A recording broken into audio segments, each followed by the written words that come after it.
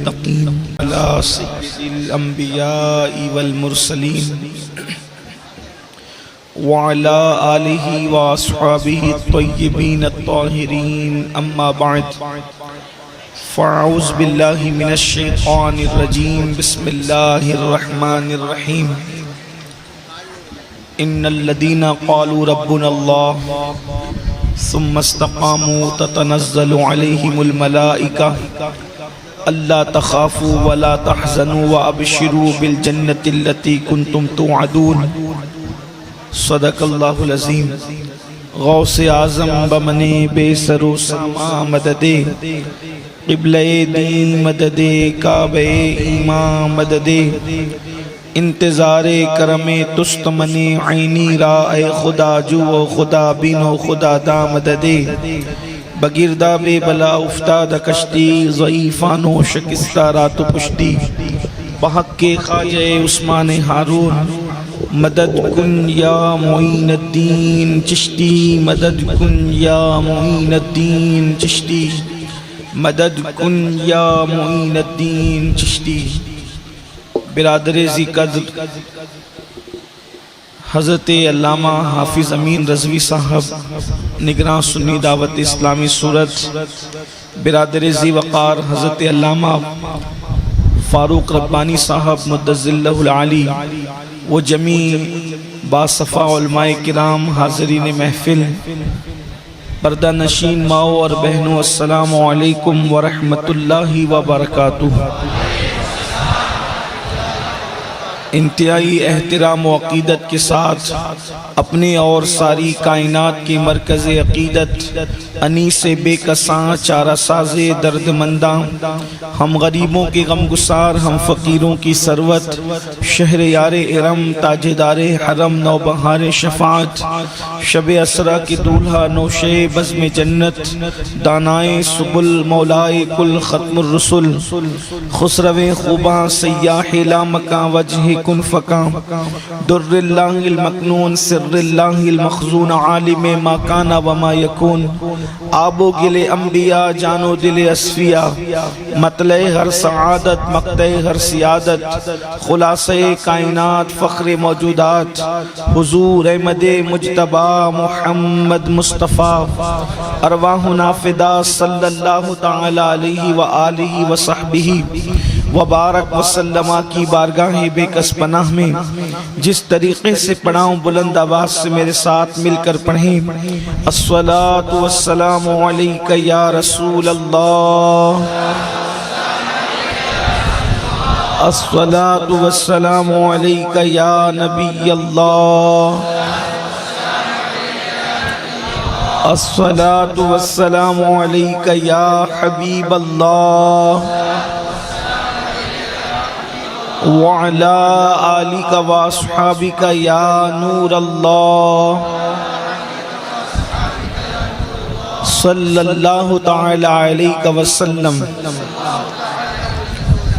آل النبی ذریعتی وهم إلیہ وسیلتی، ارجو بهم عطا غدا بید الیمین صحیفتی، یا اہل البیت رسول اللہ حبکم فرض من اللہ فی القرآن انزلہ، یکفیکم من عظیم الفخر انکم من لم یصلی علیکم لا صلاة لہ۔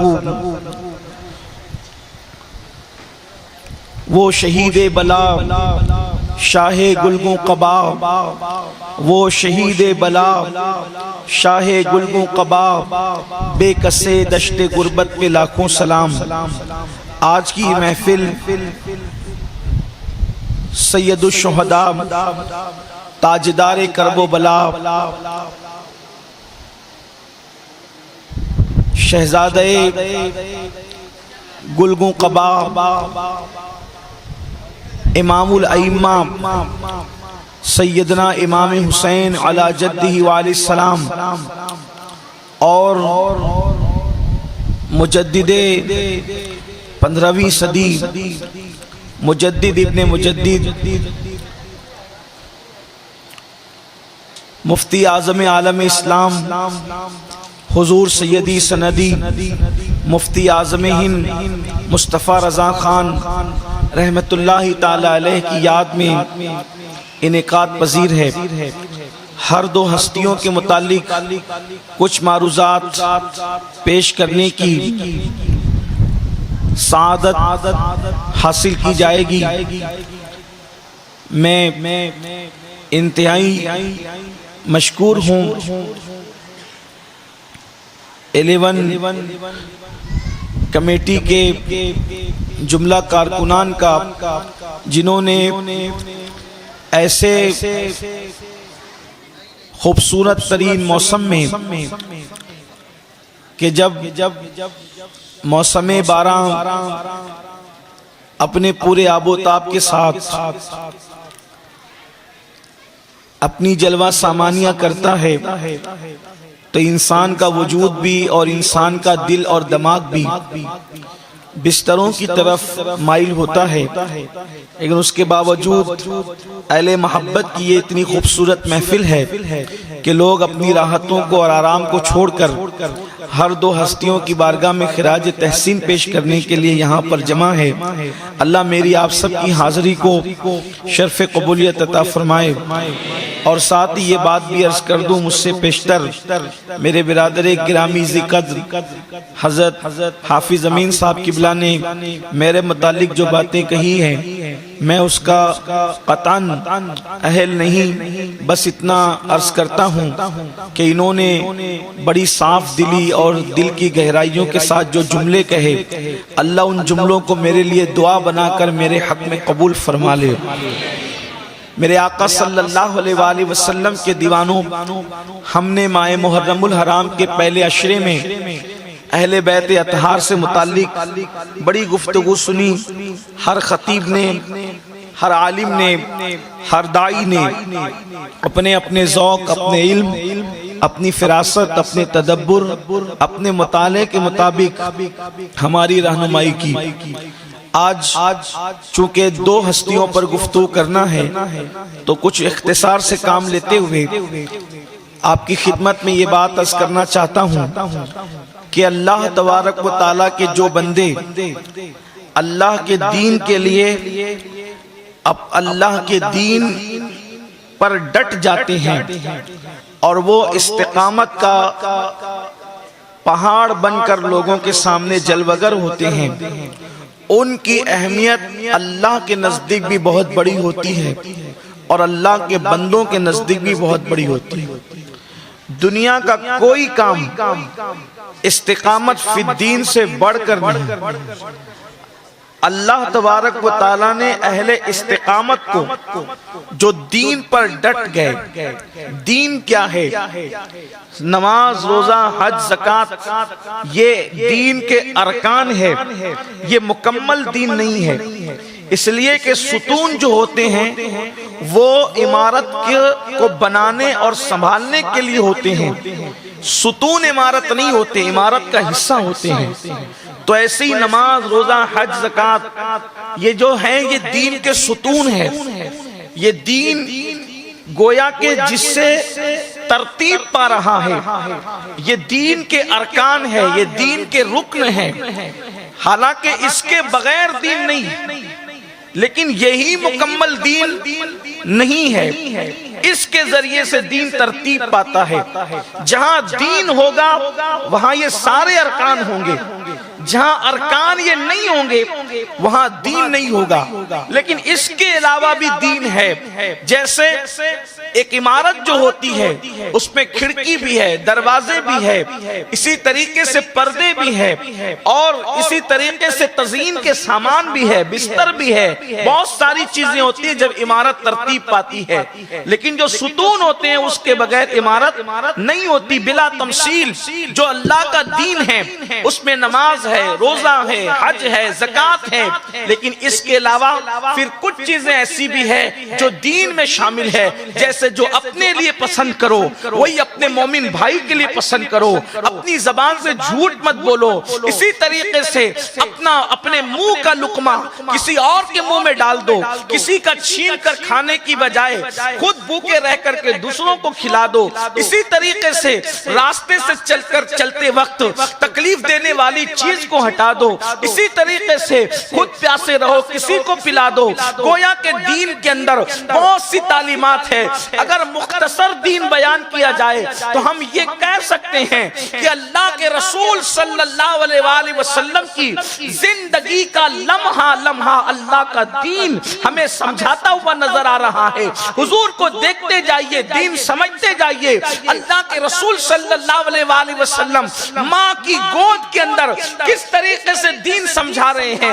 حضور دین کی باتیں 40 سال کے بعد اپنی زبان سے کریں گے، لیکن جب اپنی رضائی ماں حلیمہ سعدیہ کی گود میں اللہ کے حبیب صلی اللہ علیہ وآلہ وسلم آتے ہیں تو دائیں طرف سے دودھ نوش فرماتے ہیں۔ جب بائیں طرف سے پیش کیا جاتا ہے تو حضور منہ ہٹا کر کے گویا کہ ماں کو یہ پیغام دیتے ہیں، ماں میں تو دودھ پی چکا ہوں، اب میرا یہ بھائی جو تیرا حقیقی بیٹا ہے یہ بھوکا ہے، اب اس کے حصے کا پینا نہیں چاہتا بلکہ اس کو پلایا جائے جو اس کے حصے کا ہے۔ اللہ اکبر۔ سائنس نے تحقیق کر کے بتایا ماں کے دائیں طرف میں دودھ کم ہوتا ہے، بائیں طرف میں دودھ زیادہ ہوتا ہے۔ اس وقت سائنس کی عقل کام نہیں کر سکتی تھی، وہ چراغوں کا دور تھا، وہ ٹرینوں کا دور نہیں تھا، وہ سیٹلائٹ کا دور نہیں تھا، وہ علم کی جو ہے وہ اس طرح انکشافات کا دور نہیں تھا۔ لیکن اللہ کے رسول علیہ السلام صرف چند دن کی عمر میں کم اپنے لیے رکھ کر زیادہ بھائی کے لیے دے کر دنیا کو بتا رہے ہیں دین کی باتیں بعد میں کریں گے، دین پر عمل کر کے پہلے بتائیں گے کہ جب تمہیں اختیار ہو کہ میں کون سا لوں، بھائی کو کون سا دوں، تو کم اپنے لیے پسند کرنا یہ مجھ نبی کی سنت ہے، اور زیادہ بھائی کو عطا کرنا یہ مجھ نبی کی سنت ہے۔ اسی کو میرے امام کہتے ہیں بھائیوں کے لیے ترک پستہ کریں، دودھ پیتوں کی نسبت پہ لاکھوں سلام۔ یہ دین ہے، اللہ کا دین ہے۔ کسی کو ٹھوکر لگے تو تم تڑپ جاؤ۔ جانور پالو، مرغی پالو تو ایک وقت میں کم سے کم 7 مرتبہ اس کو دانا پیش کرو۔ اگر مرغی تمہارے دربے کی بھوکی مر گئی تو قیامت کے دن نمازیں تمہارے منہ پہ مار دی جائے گی۔ یہ دین ہے کہ بلی پالو تو اس کو بھوکا نہ رکھو ورنہ تمہاری عبادتیں تمہارے منہ پہ مار دی جائے گی۔ اللہ اکبر۔ بیوی کو گالی نہ دو ورنہ قیامت کے دن پہاڑ جیسی نیکیاں اللہ تمہاری ضائع کر دے گا۔ صرف ماں باپ کو گالی دینے پہ نیکیاں ضائع نہیں ہوتی بلکہ بیوی پہ ظلم کرنے کی وجہ سے بھی نیکیاں ضائع ہوتی ہے۔ اللہ اکبر۔ اگر بھائی سوتیلا ہو تو سوتیلے بھائی پر برادران یوسف کی طرح ظلم نہ کرو بلکہ امام علی مقام نے کربلا میں جو پیغام دیا کہ کس طریقے سے پیار کرو۔ اللہ اکبر۔ تو دین گویا کہ اتنا ہے، ایسا ہے کہ اس کی تشریح کرتے کرتے انسان کی زندگی ختم ہو جائے گی لیکن دین کی مکمل تشریح کوئی پیش نہیں کر سکتا۔ یہ دین ہے اور قرآن اسی دین پر عمل کرنے ڈٹنے والوں کے بارے میں کہتا ہے ان الذین قالوا ربنا اللہ، جن لوگوں نے کہا بے شک ہمارا رب اللہ ہے۔ مفسرین اس کی تشریح میں لکھتے ہیں یعنی جس نے کہا لا الہ الا اللہ، اللہ ہمارا رب ہے اور اللہ ہی ہمارا رب ہے، اللہ ہمارا رب ہے۔ ہم اللہ کو کیسے پہچانے؟ بہت دور سے نہیں آنا چاہتا، جلدی جلدی سے بات آگے بڑھے پھر ہم عنوان کی طرف آئیں۔ اللہ ہمارا رب ہے، اللہ ہی ہمارا رب ہے، اور جس کو یہ یقین ہو جائے کہ اللہ ہمارا رب ہے پھر اس کے دماغ کے اندر کسی کا خوف نہیں رہتا۔ بڑی بڑی حکومتوں کو وہ دھول چٹاتا ہے جس کو یہ یقین ہو جائے کہ اللہ ہمارا رب ہے۔ رب کسے کہتے ہیں؟ رب کہتے پالنے والے کو، یعنی کہ ہمیں کوئی پالتا نہیں ہے، نہ ماں باپ پالتے ہیں، ماں باپ تو مظہر رب ہے، ماں باپ تو مظہر ربوبیت ہے۔ اسی لیے جب ہم دعا کرتے ہیں تو کہتے ہیں کما ربیانی صغیرا، یہاں بھی ربیانی کے الفاظ ہیں۔ اللہ اکبر۔ گویا کہ رب جو ہے اور ربیانی جو ہے اس کی مصدریت جو ہے وہ ایک طرف طرف انسان کی توجہ کو مبذول کرا رہی ہے، اللہ اللہ، تو کہا گیا کہ رب کون ہے؟ صرف اللہ ہے۔ اس نے اعلان کیا الستُ بربکم، کیا میں تمہارا رب نہیں ہوں؟ اور یہاں بھی کہا گیا اللہ اکبر کہ جنہوں نے اللہ کو رب مان لیا۔ رب ماننے کا مطلب کیا؟ جس کو یہ پتہ چل جائے اللہ پالتا ہے، عزت اللہ دیتا ہے، ذلت اللہ نے پیدا کی ہے، نیند خدا نے پیدا کی ہے، نیند کے بعد بیدار ہونا خدا کی مرضی سے ہے، چلنا خدا کی مرضی سے، بولنا خدا کی مرضی سے، اٹھنا خدا کی مرضی سے، بیٹھنا خدا کی مرضی سے، شادیوں کی مسرتیں خدا کی مرضی سے، میتوں کا غم خدا کی مرضی سے، اولاد کی ولادت خدا کی مرضی سے، رشتوں کا تعین خدا کی مرضی سے، جو ہوتا ہے سب میرا اللہ کرتا ہے، اللہ کے سوا کسی کی نہیں چلتی۔ اللہ اکبر، دنیا میں اگر پتا بھی ہلتا ہے تو تمہاری اور میرے رب کی مرضی سے ہلتا ہے، اگر وہ نہ چاہے تو آندیاں آ کر کے پتے کو بھی ہلا نہیں سکتی۔ قرآن کہتا ہے جس نے اللہ کو رب مان لیا، اللہ رب ہے، مطلب وہی مارے گا، وہی جلائے گا، کسی میں طاقت نہیں کہ وہ مار سکے یا جلا سکے، اللہ کی طاقت ہے۔ اللہ اکبر، وہ ہمیشہ سے ہے، ہمیشہ رہے گا۔ تو جو اللہ کو رب مان لیتا ہے اور پھر کا ثم استقاموا، اس پر وہ ڈٹ جاتا ہے، وہ اس پر قائم ہو جاتا ہے، استقامت کا مظاہرہ کرتا ہے۔ اب جب انسان کسی چیز پہ ڈٹے گا، قائم رہے گا، تو اس کے خلاف ماحول بنے گا، کوئی نہ کوئی کے خلاف میں آئے گا۔ اہل حق کی بڑی پہچان یہ ہے، اہل حق کی بڑی پہچان یہ ہے کہ اس کے مخالف ہوتے ہیں۔ حقانیت جس کا کوئی مخالف نہیں، توجہ کرنا، جس کا کوئی مخالف نہیں، اس کو احتساب کرنا چاہیے کہ کہیں میرے قدم حق سے ہٹ تو نہیں گئے۔ جب آدمی حق پر ہوگا اس کے مخالف ہوں گے، تو جب انسان اللہ کی ربوبیت کا نعرہ لگا کر دین پر ڈٹے گا، مخالفت تو ہوگی، طوفان تو آئیں گے، طوفان بدتمیزی تو بابا ہوگا، کوئی ڈرائے گا، کوئی بھوکا رکھے گا، کوئی مارنے کی دھمکی دے گا، کوئی عزت کھینچنے کی دھمکی دے گا، لیکن وہ بندہ خدا استقامت کے ساتھ اللہ کے دین پہ ڈٹا رہے گا، وہ دین کے خلاف کوئی قدم نہیں اٹھائے گا۔ تو اس کی مدد کے لیے پھر قرآن کہتا ہے، ساتھ ساتھ تفسیر بھی آپ کے سامنے پیش کروں۔ اللہ فرماتا ہے تتنزل علیہم الملائکہ، اس پر اللہ کے فرشتوں کا نزول ہوتا ہے، ایک دو فرشتے نہیں بلکہ فرشتوں کی جماعت آتی ہے، اس پہ نازل ہوتی ہے، اور فرشتے اس سے ہم کلام ہوتے، محو گفتگو ہوتے۔ اللہ تخافوا ولا تحزنوا، یہ سب چیزیں آپ ذہن میں رکھیں تو آپ کو آگے بات سمجھ میں آئے گی۔ آپ امام علی مقام کو سننے آئے، مفتی اعظم کو سننے آئے، میں تھوڑی سی دیر میں بات ابھی آپ کے سامنے اس آیت کے آئینے میں پیش کروں گا۔ اللہ کے فرشتے کہتے ہیں اللہ تخافوا ولا تحزنوا، گھبرانا مت، خوف مت کھانا، وَأَبْشِرُوا بِالْجَنَّةِ الَّتِي كُنْتُمْ تُوعَدُونَ، اس جنت کی بشارت لے جس کا تجھ سے وعدہ کیا گیا۔ یعنی کہ دنیا کے اندر بیٹھے بیٹھے وہ بندہ جنت کے مناظر دیکھتا ہے، اپنا مقام اور اپنا مرتبہ دیکھتا ہے۔ اگر اے دین پر قائم رہنے والے تیرا ساتھ سب نے چھوڑ دیا تو کیا ہوا؟ نحن اولیاؤکم فی الحیات الدنیا وفی الآخرہ، اگر تو لوگ مخالف ہو گئے ساتھ چھوڑ دیا، تو نے گھبرانا نہیں، ہم تیرے مددگار ہیں، تیرے دوست ہیں۔ نحن اولیاؤکم، ہم سب تیرے دوست ہیں، ہم سب تیرے مددگار ہیں، کب؟ دنیا میں بھی اور آخرت میں بھی۔ یہ ہے دین پر ڈٹنے والے کے بارے میں قرآن کا تبصرہ، قرآن کا تذکرہ، قرآن کا انداز۔ اب امام حسین کون؟ امام حسین ان کو خود دین کہا گیا۔ اس کی وجہ یہ ہے کہ کوئی چیز کسی سے اتنی لازم و ملزوم ہو جاتی ہے، اہل علم کی توجہ، کوئی چیز کسی چیز سے اتنی لازم و ملزوم ہو جاتی ہے کہ پھر اس کا نام نہیں لیا جاتا، بلکہ جو چیز اس کے لیے لازم و ملزوم ہوتی ہے اس کا نام لیا جاتا۔ جیسے مثال کے طور پر کوئی یہ کہے کہ میں جانے والا ہوں تاج محل، تاج محل تھوڑی کوئی جاتا ہے، انسان تو آگرہ جاتا ہے تب تاج محل دکھتا ہے۔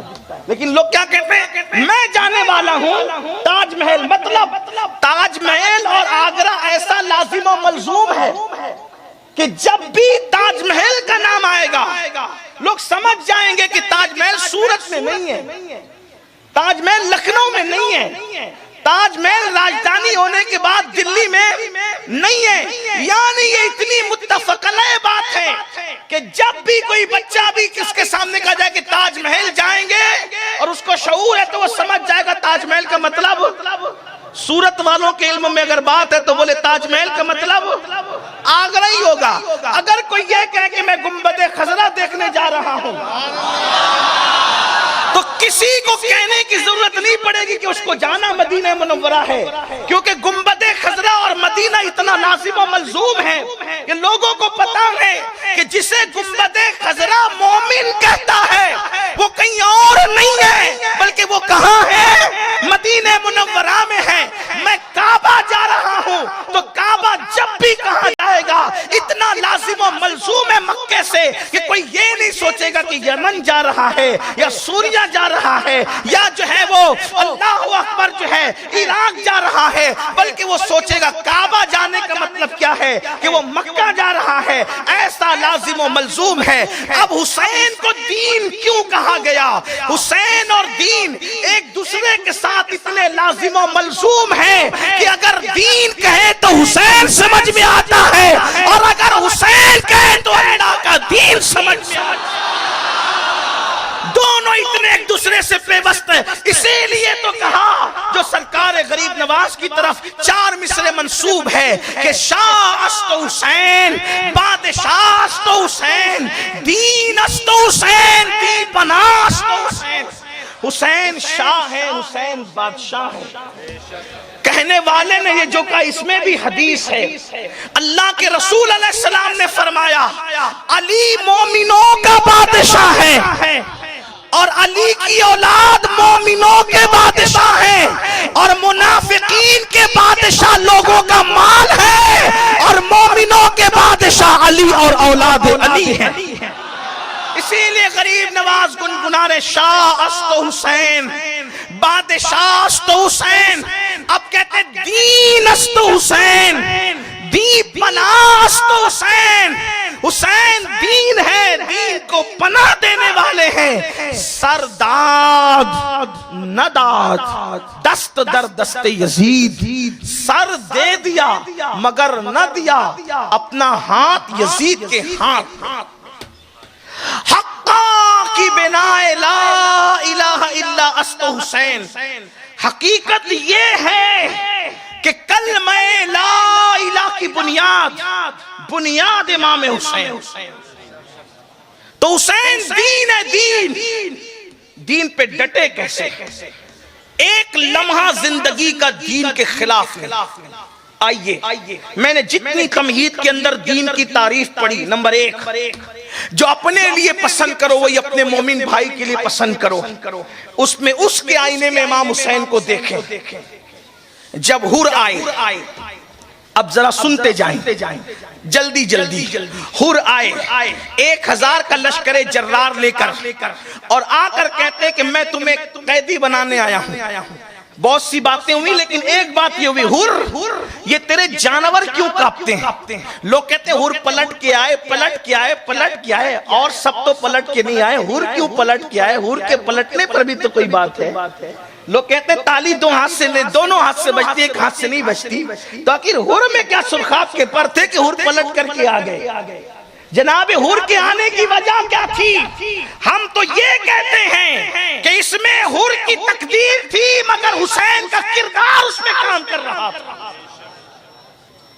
دشمنوں کو اپنا بنانا کوئی اہل بیت سے سیکھے، دشمنوں کو دیوانگی کا تصور دینا کوئی حسین سے سیکھے۔ حور نے کہا مولا میں تمہیں قیدی بنانے آیا ہوں۔ میرے مولا نے فرمایا کیوں؟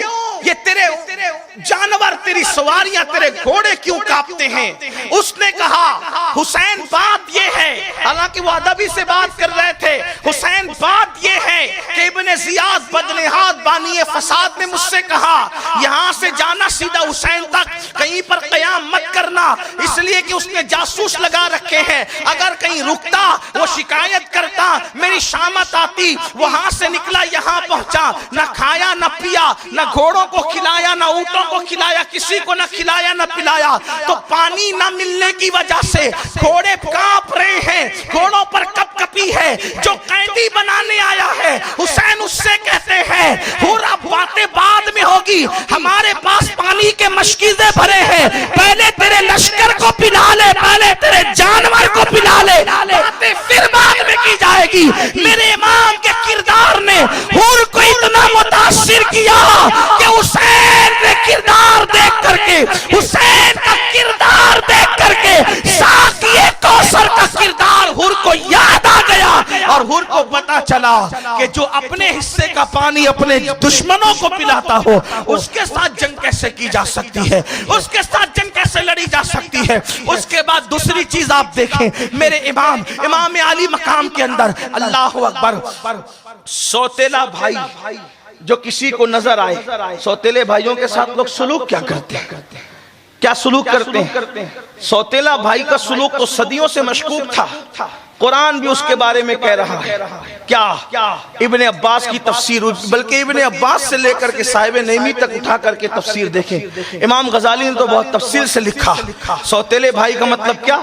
یہ کہہ کے لے جاتے کہ ابا ہم کھلانے لے جا رہے ہیں، سیر کرانے لے جا رہے ہیں، اور کندھے پہ بٹھا کے لے جاتے، زمین پہ پٹکتے، یہ سوتیلا بھائی۔ توجہ کریں، سوتیلا بھائی یہ ہاتھ سے روٹی کھینچ کر کے کتے کے آگے ڈالتے، سوتیلا بھائی یہ پانی لے کر کے زمین پہ پھینک دیتے، سوتیلا بھائی یہ لات مار کر کے کنویں میں ڈالتے، سوتیلا بھائی یہ دراہیم معدودہ پر کھوٹے سکوں پہ بیچ دیتے، سوتیلا بھائی یہ آزاد نبی زادے کو قیدی بنا دیتے، سوتیلا بھائی یہ۔ اب ذرا توجہ کرنا، سوتیلا بھائی کا حال یہ تھا، لیکن حسین کو جب ہم دیکھتے ہیں سوتیلے بھائی کی حیثیت سے غازی عباس کے ساتھ سلوک کرتے ہوئے، حسین نے اس سوتیلے بھائی کے ساتھ کیا سلوک کیا ہوگا کہ سوتیلا بھائی ہو کر سوتیلا بھائی سوتیلے بھائی کو نام لے کر نہیں پکارتا، تیرے ترچی القابات دیتا ہے، گندی گلیز باتیں کرتا ہے، لیکن حسین کا سلوک سوتیلے بھائی کے ساتھ کیا تھا کہ غازی عباس نے کبھی بھیا کہہ کے نہیں پکارا،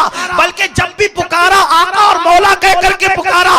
جب جناب امام نے کہا کہ تو مجھے بھائی کیوں نہیں کہتا، تو غازی کہتے ہیں اس لیے کہ تمہارا میرا بابا تو ایک ہے، لیکن تمہاری ماں سیدہ فاطمہ نبی کی بیٹی ہے اور میری ماں نبی کی کنیز ہے، کنیز کا بچہ کا زادی فرمائیا کس منہ سے کہہ سکتا ہے؟ یہ کردار تھا سوتیلے بھائیوں کے ساتھ۔ بہن کے ساتھ کیا کردار؟ جب بھی بھائی بہن میں جھگڑا ہو یا جب بھی بھائی بہن کا مقابلہ ہو، ایک طرف خود کے بیٹے ہو ایک طرف بھائی ہو، تو بہن ترجیح کس کو دیتی ہے؟ ہمارے علاقے میں، اپنے اس پورے علاقے میں جہاں سے آپ تعلق رکھتے ہیں، عورتیں ایک بات کہتی ہے، پیٹ کے آگے پیٹ نہیں دکھتی، بہت مشہور ہے یہ بات۔ جب عورتیں جھگڑا کرتی ہے تو کہتی ہے مطلب کیا؟ پیٹ وہ کہتی ہے بچے کو اور پیٹ کہتی ہے بھائی بہن کو۔ ہر جگہ جب کوئی اختلاف ہوتا ہے ہمیشہ ترجیح کس کو دی جاتی ہے؟ بولیں کس کو؟ خود کے بچوں کو، ہے نا؟ اور بھائیوں کو بہنوں کو ترجیح، جو ترجیح خود کے بچوں کو ہوگی وہ بھائی بہنوں کے بچوں کو نہیں ہوگی، بلکہ بھائی بہنوں کو نہیں ہوگی۔ تو لوگ اسی لیے بڑے بوڑھے کہتے پیٹ کے آگے، بڑی بہت بامانہ مسئلہ ہے یہ، محاورہ بڑا خوبصورت ہے۔ اب آپ سے پوچھتا ہوں آخر حسین نے کیا بہن کے ساتھ سلوک کیا ہوگا؟ ایک طرف حسین ہے، دوسری طرف دونوں بیٹے ہیں، ننھے بیٹوں کو بھائی کے قدموں پہ قربان کر کے بتا رہی ہے۔ لوگ محاورہ کہتے رہیں، لیکن اگر حسین جیسا بھائی ہو تو صرف پیٹ کے آگے پیٹ کو قربان نہیں کیا جا سکتا بلکہ سر بھی قربان کیا جا سکتا۔ امام علی مقام نے کیا سلوک کیا ہوگا، کیا انداز ہوگا امام علی مقام کا کہ بہن اپنے بچے قربان کر رہی ہے، امام حسن اپنی نسل قربان کر رہے ہیں، سوتیلے بھائی اپنے آپ کو قربان کر رہے ہیں۔ اللہ اکبر، چار بیویاں ہیں خیمہ حسین کے اندر، چار بیویاں، شہر بانو ہے، ام اسحاق ہے، جناب رباب ہے، جناب لیلہ ہے، چار بیویاں خیمے میں موجود ہے، لیکن کوئی شکایت نہیں کرتی، حسرت و یاس کا پیکر بنے ہیں، کوئی رکاوٹ نہیں کرتی۔ گویا کہ امام علی مقام اپنے نانا کی مکمل تصویر ہے۔ عمل کے معاملے میں آپ دیکھ لیں، اللہ اکبر، صبر کا عالم کیا ہے؟ صبر وہ کیا کہ صبر جس پر نازا ہے، وہ وفا کا انداز نبھایا کہ وفا جس پر جو ہے اللہ اکبر ناز کر رہی ہے۔ شہادت ایسی ہے کہ شہادت خود ان پر ناز کر رہی ہے، شہید شہادت پہ ناز کرتے، شہادت حسین پہ ناز کر رہی ہے۔ کردار کیا ہے؟ اس کے بعد آپ دیکھیں، دین میں اللہ کی خشیت ہے، دین میں خدا کا خوف ہے، دین میں خدا کی خشیت ہے۔ اللہ حضرت سیدنا امام حسن بصری رضی اللہ تبارک و تعالیٰ عنہ ارشاد فرماتے ہیں، میں حج کے لیے گیا، جب میں حج کو گیا تو میں نے دیکھا کہ کعبۃ اللہ شریف کی چھت پر ایک بندہ ایسے چپکا ہوا ہے جیسے گیلا کپڑا زمین پہ رکھنے کے بعد چپک جاتا ہے، اور ایسے روتا ہے یوں لگتا ہے کہ جیسے کسی وائس کا بیان سن کر کوئی دیہاتی خدا کی رحمتوں سے مایوس ہو گیا ہو اور وہ رو رہا ہے، زار رو رہا ہے۔ میں نے سوچا کہ اتنا رونے والا کہیں ہلاک نہ ہو جائے، کہیں اپنی جان نہ دے بیٹھے۔ حسن بصری اس کو تسلی دو، اس کو تسلی دو کہ اتنا نہیں روتے، کچھ امید بھی کرتے ہیں۔ الایمان بین الخوف ورجا، ایمان خوف اور امید کی درمیانی کیفیت کا نام ہے۔ اتنا نہیں روتے بندے۔ جب میں کعبے کی چھت میں چڑھا تسلی دینے کے لیے، لیکن لباس دیکھ کر کے لگا یہ تو کوئی شہزادہ معلوم ہوتا ہے، اور انداز سجدے کا دیکھ کر لگا کوئی معمولی گھرانے کا فرد نہیں ہے۔ اللہ اکبر، میں بھی رونے لگا، دعا کرنے لگا، مولا اس سے پہلے کہ اس کی جان جائے تیری خشیت میں اس کو سر اٹھانے کی توفیق دے۔ جب سر اٹھا، میں اصلاح کرنے گیا تھا، سمجھانے گیا تھا، لیکن میری خود کی اصلاح ہو گئی۔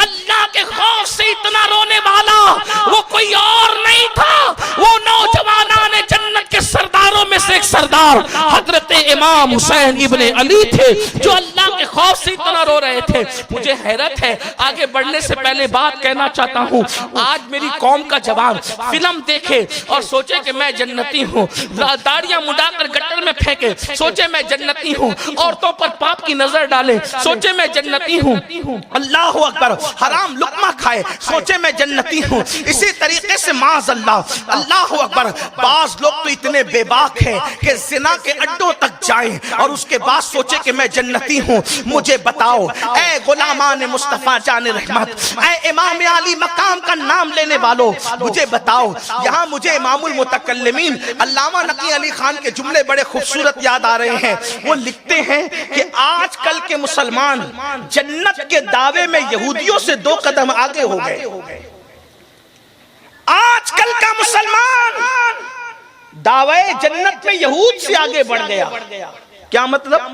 یہودی تو بس اتنا ہی کہتے تھے کہ ہم تو آل پیغمبر ہیں، اور ان علماء سے پوچھے کہ ان کا شجرہ نسب کچھ چیک کرنے کی ضرورت نہیں، قرآن ان کا شجرہ بیان کر رہا ہے، یا بنی اسرائیل، اے اسرائیل کے بیٹو، بس اتنا کہہ دیا آل نبی ہونا ان کا کافی۔ اور بنی اسرائیل کون؟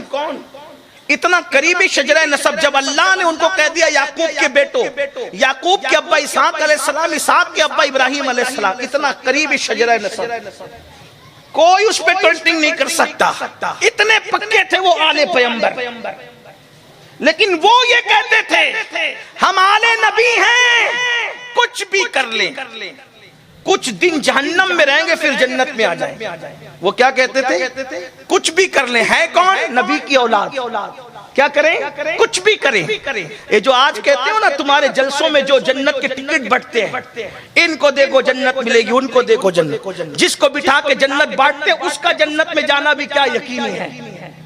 کاش کہ یہ مذاق اپنے جلسوں سے ختم ہو جائے۔ جو قوم برسا برس فجر کی نماز نہ پڑھے اس قوم کو چہرے دکھا کے جنت بانٹتے ہو۔ خود بھی خدا سے ڈرو اور قوم کو بھی خدا سے ڈراؤ۔ جو 3 بچوں کے ماں باپ ہو گئے انہیں غسل کرنا نہ آیا، انہیں ہم جنت کے ٹکٹ بانٹ رہے ہیں۔ اللہ کو منہ دکھانے اللہ کے بندو، اور تم بھی نعرے لگاتے ہو ہم جنت میں نہ جائیں گے تو کون جائے گا؟ کتنا بھی پاپ کر لیں، یہودیوں سے 2 قدم آگے۔ میں نے تو علامہ نقی علی خان کا حوالہ اسی لیے پیش کیا کہ کچھ لوگوں کو تکلیف بھی ہوتی ہے میری ان باتوں سے، تو اس لیے میں یہ کہنا چاہتا ہوں کہ میں اپنی مرضی سے ٹھوکتا نہیں ہوں۔ اٹھا کر دیکھو نقی علی خان علیہ رحمت و رضوان کو، وہ کہتے ہیں کہ لوگ 2 قدم آگے نکل گئے یہودیوں سے۔ یہودی تو بس اتنا کہتے تھے کہ آل پیغمبر ہیں، کچھ دن جہنم میں رہیں گے پھر جنت میں آ جائیں گے، یعنی ان کے دماغ میں ایک خوف تو تھا لیکن اتنا خوف بھی تھا کہ کچھ دن جہنم میں رہیں گے تب آئیں گے جنت میں۔ یہاں تو یہ کہ کچھ بھی کرو جنت ہی میں جائیں گے۔ ہنسنے کی بات نہیں ہے یہ، داڑھی مڈا کر گٹر میں پھینکتا رہے پھر بھی جنتی، تیری جنت ایسی یقینی ہے کہ وہ جاتی نہیں۔ غالب نے کہا تھا نا کہ رند کے رند رہے ہاتھ سے جنت نہ گئی، تو شرابی بھی رہے جنت بھی نہ جائے، زانی بھی رہے جنت بھی نہ جائے، سود کے دھندے کرتے رہے جنت بھی نہ جائے، عورتیں دوسروں کے ساتھ پاپ کی نظر لڑاتی رہے پھر بھی جنت نہ جائے، بیٹیاں اللہ اکبر آدھی آستین کے کپڑے پہن کر کے پھرتی رہے پھر بھی جنت نہ جائے، بیٹیاں دوپٹوں کو مفلر بنا دے باپ کے ماتھے پر جو ہے وہ اللہ اکبر شکن بنائے پھر بھی جنت نہ جائے، مسجدیں ویران کرتے پھر بھی جنت ہاتھ سے نہ جائے۔ یہ کون سی جنت لائے ہو؟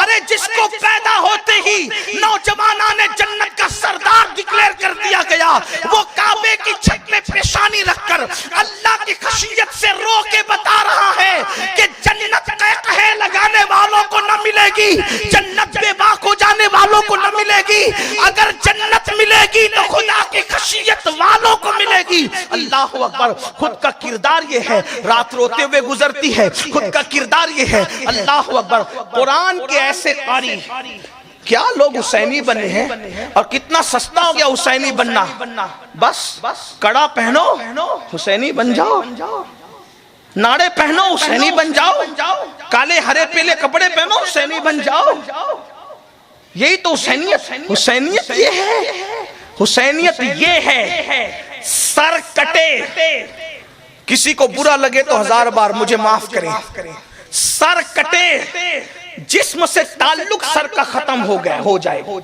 حسینیت کیا ہے؟ سر کٹے جسم سے تعلق سر کا ختم ہو جائے، ختم کہہ رہا ہوں کیونکہ ہو گیا تھا ختم، جسم سے سر کا تعلق ختم ہو جائے۔ حسینیت کیا ہے؟ سر کا تعلق جسم سے ختم ہو جائے لیکن قرآن سے اب بھی باقی رہے کہ اللہ اکبر، حسین پاک کی گردن کاٹ کے نیزے پہ چڑھائی گئی، حسین نیزے پہ چڑھ کے بھی قرآن سنا کر کے بتا رہے ہیں جسم سے تعلق ٹوٹ چکا ہے سر کا، لیکن قرآن سے تعلق ابھی بھی میرا باقی ہے۔ یہ حسینیت، حسینیت تو یہ تھی سر کٹ کے بھی قرآن سے تعلق باقی ہے۔ اپنے ایمان والے حسینیوں، میں یہ نہیں کہتا تم حسینی نہ ہو، میں کبھی نہ کہوں، اس لیے کہ میں کوئی ظاہر بین لوگوں کے درمیان کا آدمی نہیں، میں تو صوفیہ کا غلام ہوں، مجھے آپ کی حسینیت پر کبھی جو ہے وہ شک نہیں ہے، لیکن آپ سے پوچھتا ہوں درس حسینیت بھول گئے؟ ایمان والوں اپنے دل پہ ہاتھ رکھ کے ٹھنڈے دل سے سوچو، آج سے پہلے قرآن کب پڑھا تھا؟ اللہ کی قسم بتاؤ کب پڑھا تھا؟ قرآن کی قسم کھانے کے لیے تو تم قرآن ہاتھ میں اٹھاتے ہو، کبھی پڑھنے کے لیے قرآن ہاتھ میں اٹھایا؟ حسین تو نیزے پہ، کوئی ایسا قاری مجھے لا کے بتاؤ۔ میں چیلنج بھی نہیں کرتا، چیلنج والا آدمی بھی نہیں ہوں کہ یہ کام بڑے مناظروں کا ہوتا ہے، میں غلام ہوں اہل دل کا، لیکن آپ کو چیلنج کرتا ہوں کوئی مجھے ایک قاری ایسا بتا دو جس کا جو نیزے پہ قرآن سناتا ہو، لاؤ کوئی ایک قاری ایسا بتاؤ، ہے کوئی ایسا قاری؟ حسین اس قاری کا نام، قرآن سے رشتہ ایسا جڑا، اور آقا نے فرمایا میری اہل بیت اور قرآن، اس کا دامن پکڑو۔ حضور نے دونوں کا ذکر کیا، اللہ کے حضور کو دونوں پہ کتنا یقین ہے۔ آقا فرماتے انی تارکن فیکم الثقلین، 2 بھاری چیزیں چھوڑے جا رہا ہوں، دونوں کا دامن پکڑنا، اور فرمایا یہ دونوں جدا نہیں ہوں گے، دونوں الگ نہیں ہوں گے، کب تک؟ جب تک یہ دونوں حوض کوثر پر آ کر مجھ سے مل نہ جائے، تو لوگ یہ سوچتے ہوں گے کہ چلو سر کاٹ لیا تو قرآن کو الگ کر دیا اہل بیت سے، تو حسین نے وہاں قرآن پڑھ کے بتایا کہ ابھی بھی ہم قرآن سے الگ نہیں ہوئے۔ قرآن نیزے پہ پڑھنے کی حکمت مجھے اور بھی سمجھ میں آتی ہے۔ کوئی بدبخت پاپی کہہ سکتا تھا یزید نے کیوں قتل کروایا امام حسین کو، تو کہا قرآن سے ہٹ گئے، اس لیے کہ ان کے ابا کے لیے تو یہی کہا تھا نا خارجیوں نے، قرآن سے ہٹ گئے۔ قرآن کہتا ہے ان الحکم الا للہ، حکم تو صرف اللہ کا ہے، لیکن علی تو کسی کو حکم مانتے ہیں، ہے نا، تو علی کافر ہو گئے۔ مولا علی فتویٰ لگایا تو علی کافر ہو گئے۔ اس کا مطلب یہ ہے کہ یہ بات کوئی آج کے دور کی نہیں ہے، یہ بات آج کے دور کی نہیں ہے۔ اہل حق پہ فتویٰ بازی کا یہ مزاج، کافر ہو گئے علی، ان الحکم الا للہ، اور قرآن سے دلیل لا رہے ہیں۔ کس کے لیے؟ جس کا علم قرآن اتنا مضبوط ہے کہ فاروق اعظم کہا کرتے تھے اگر قرآن کے معاملے میں عبداللہ ابن عباس کچھ کہتے ہیں، توجہ کریں علی کتنا بڑا عالم قرآن ہے۔ فاروق اعظم کہتے تھے قرآن کی تفسیر کے معاملے میں عبداللہ ابن عباس کچھ کہہ دے تو پھر کسی کو بولنے کا حق نہیں ہے۔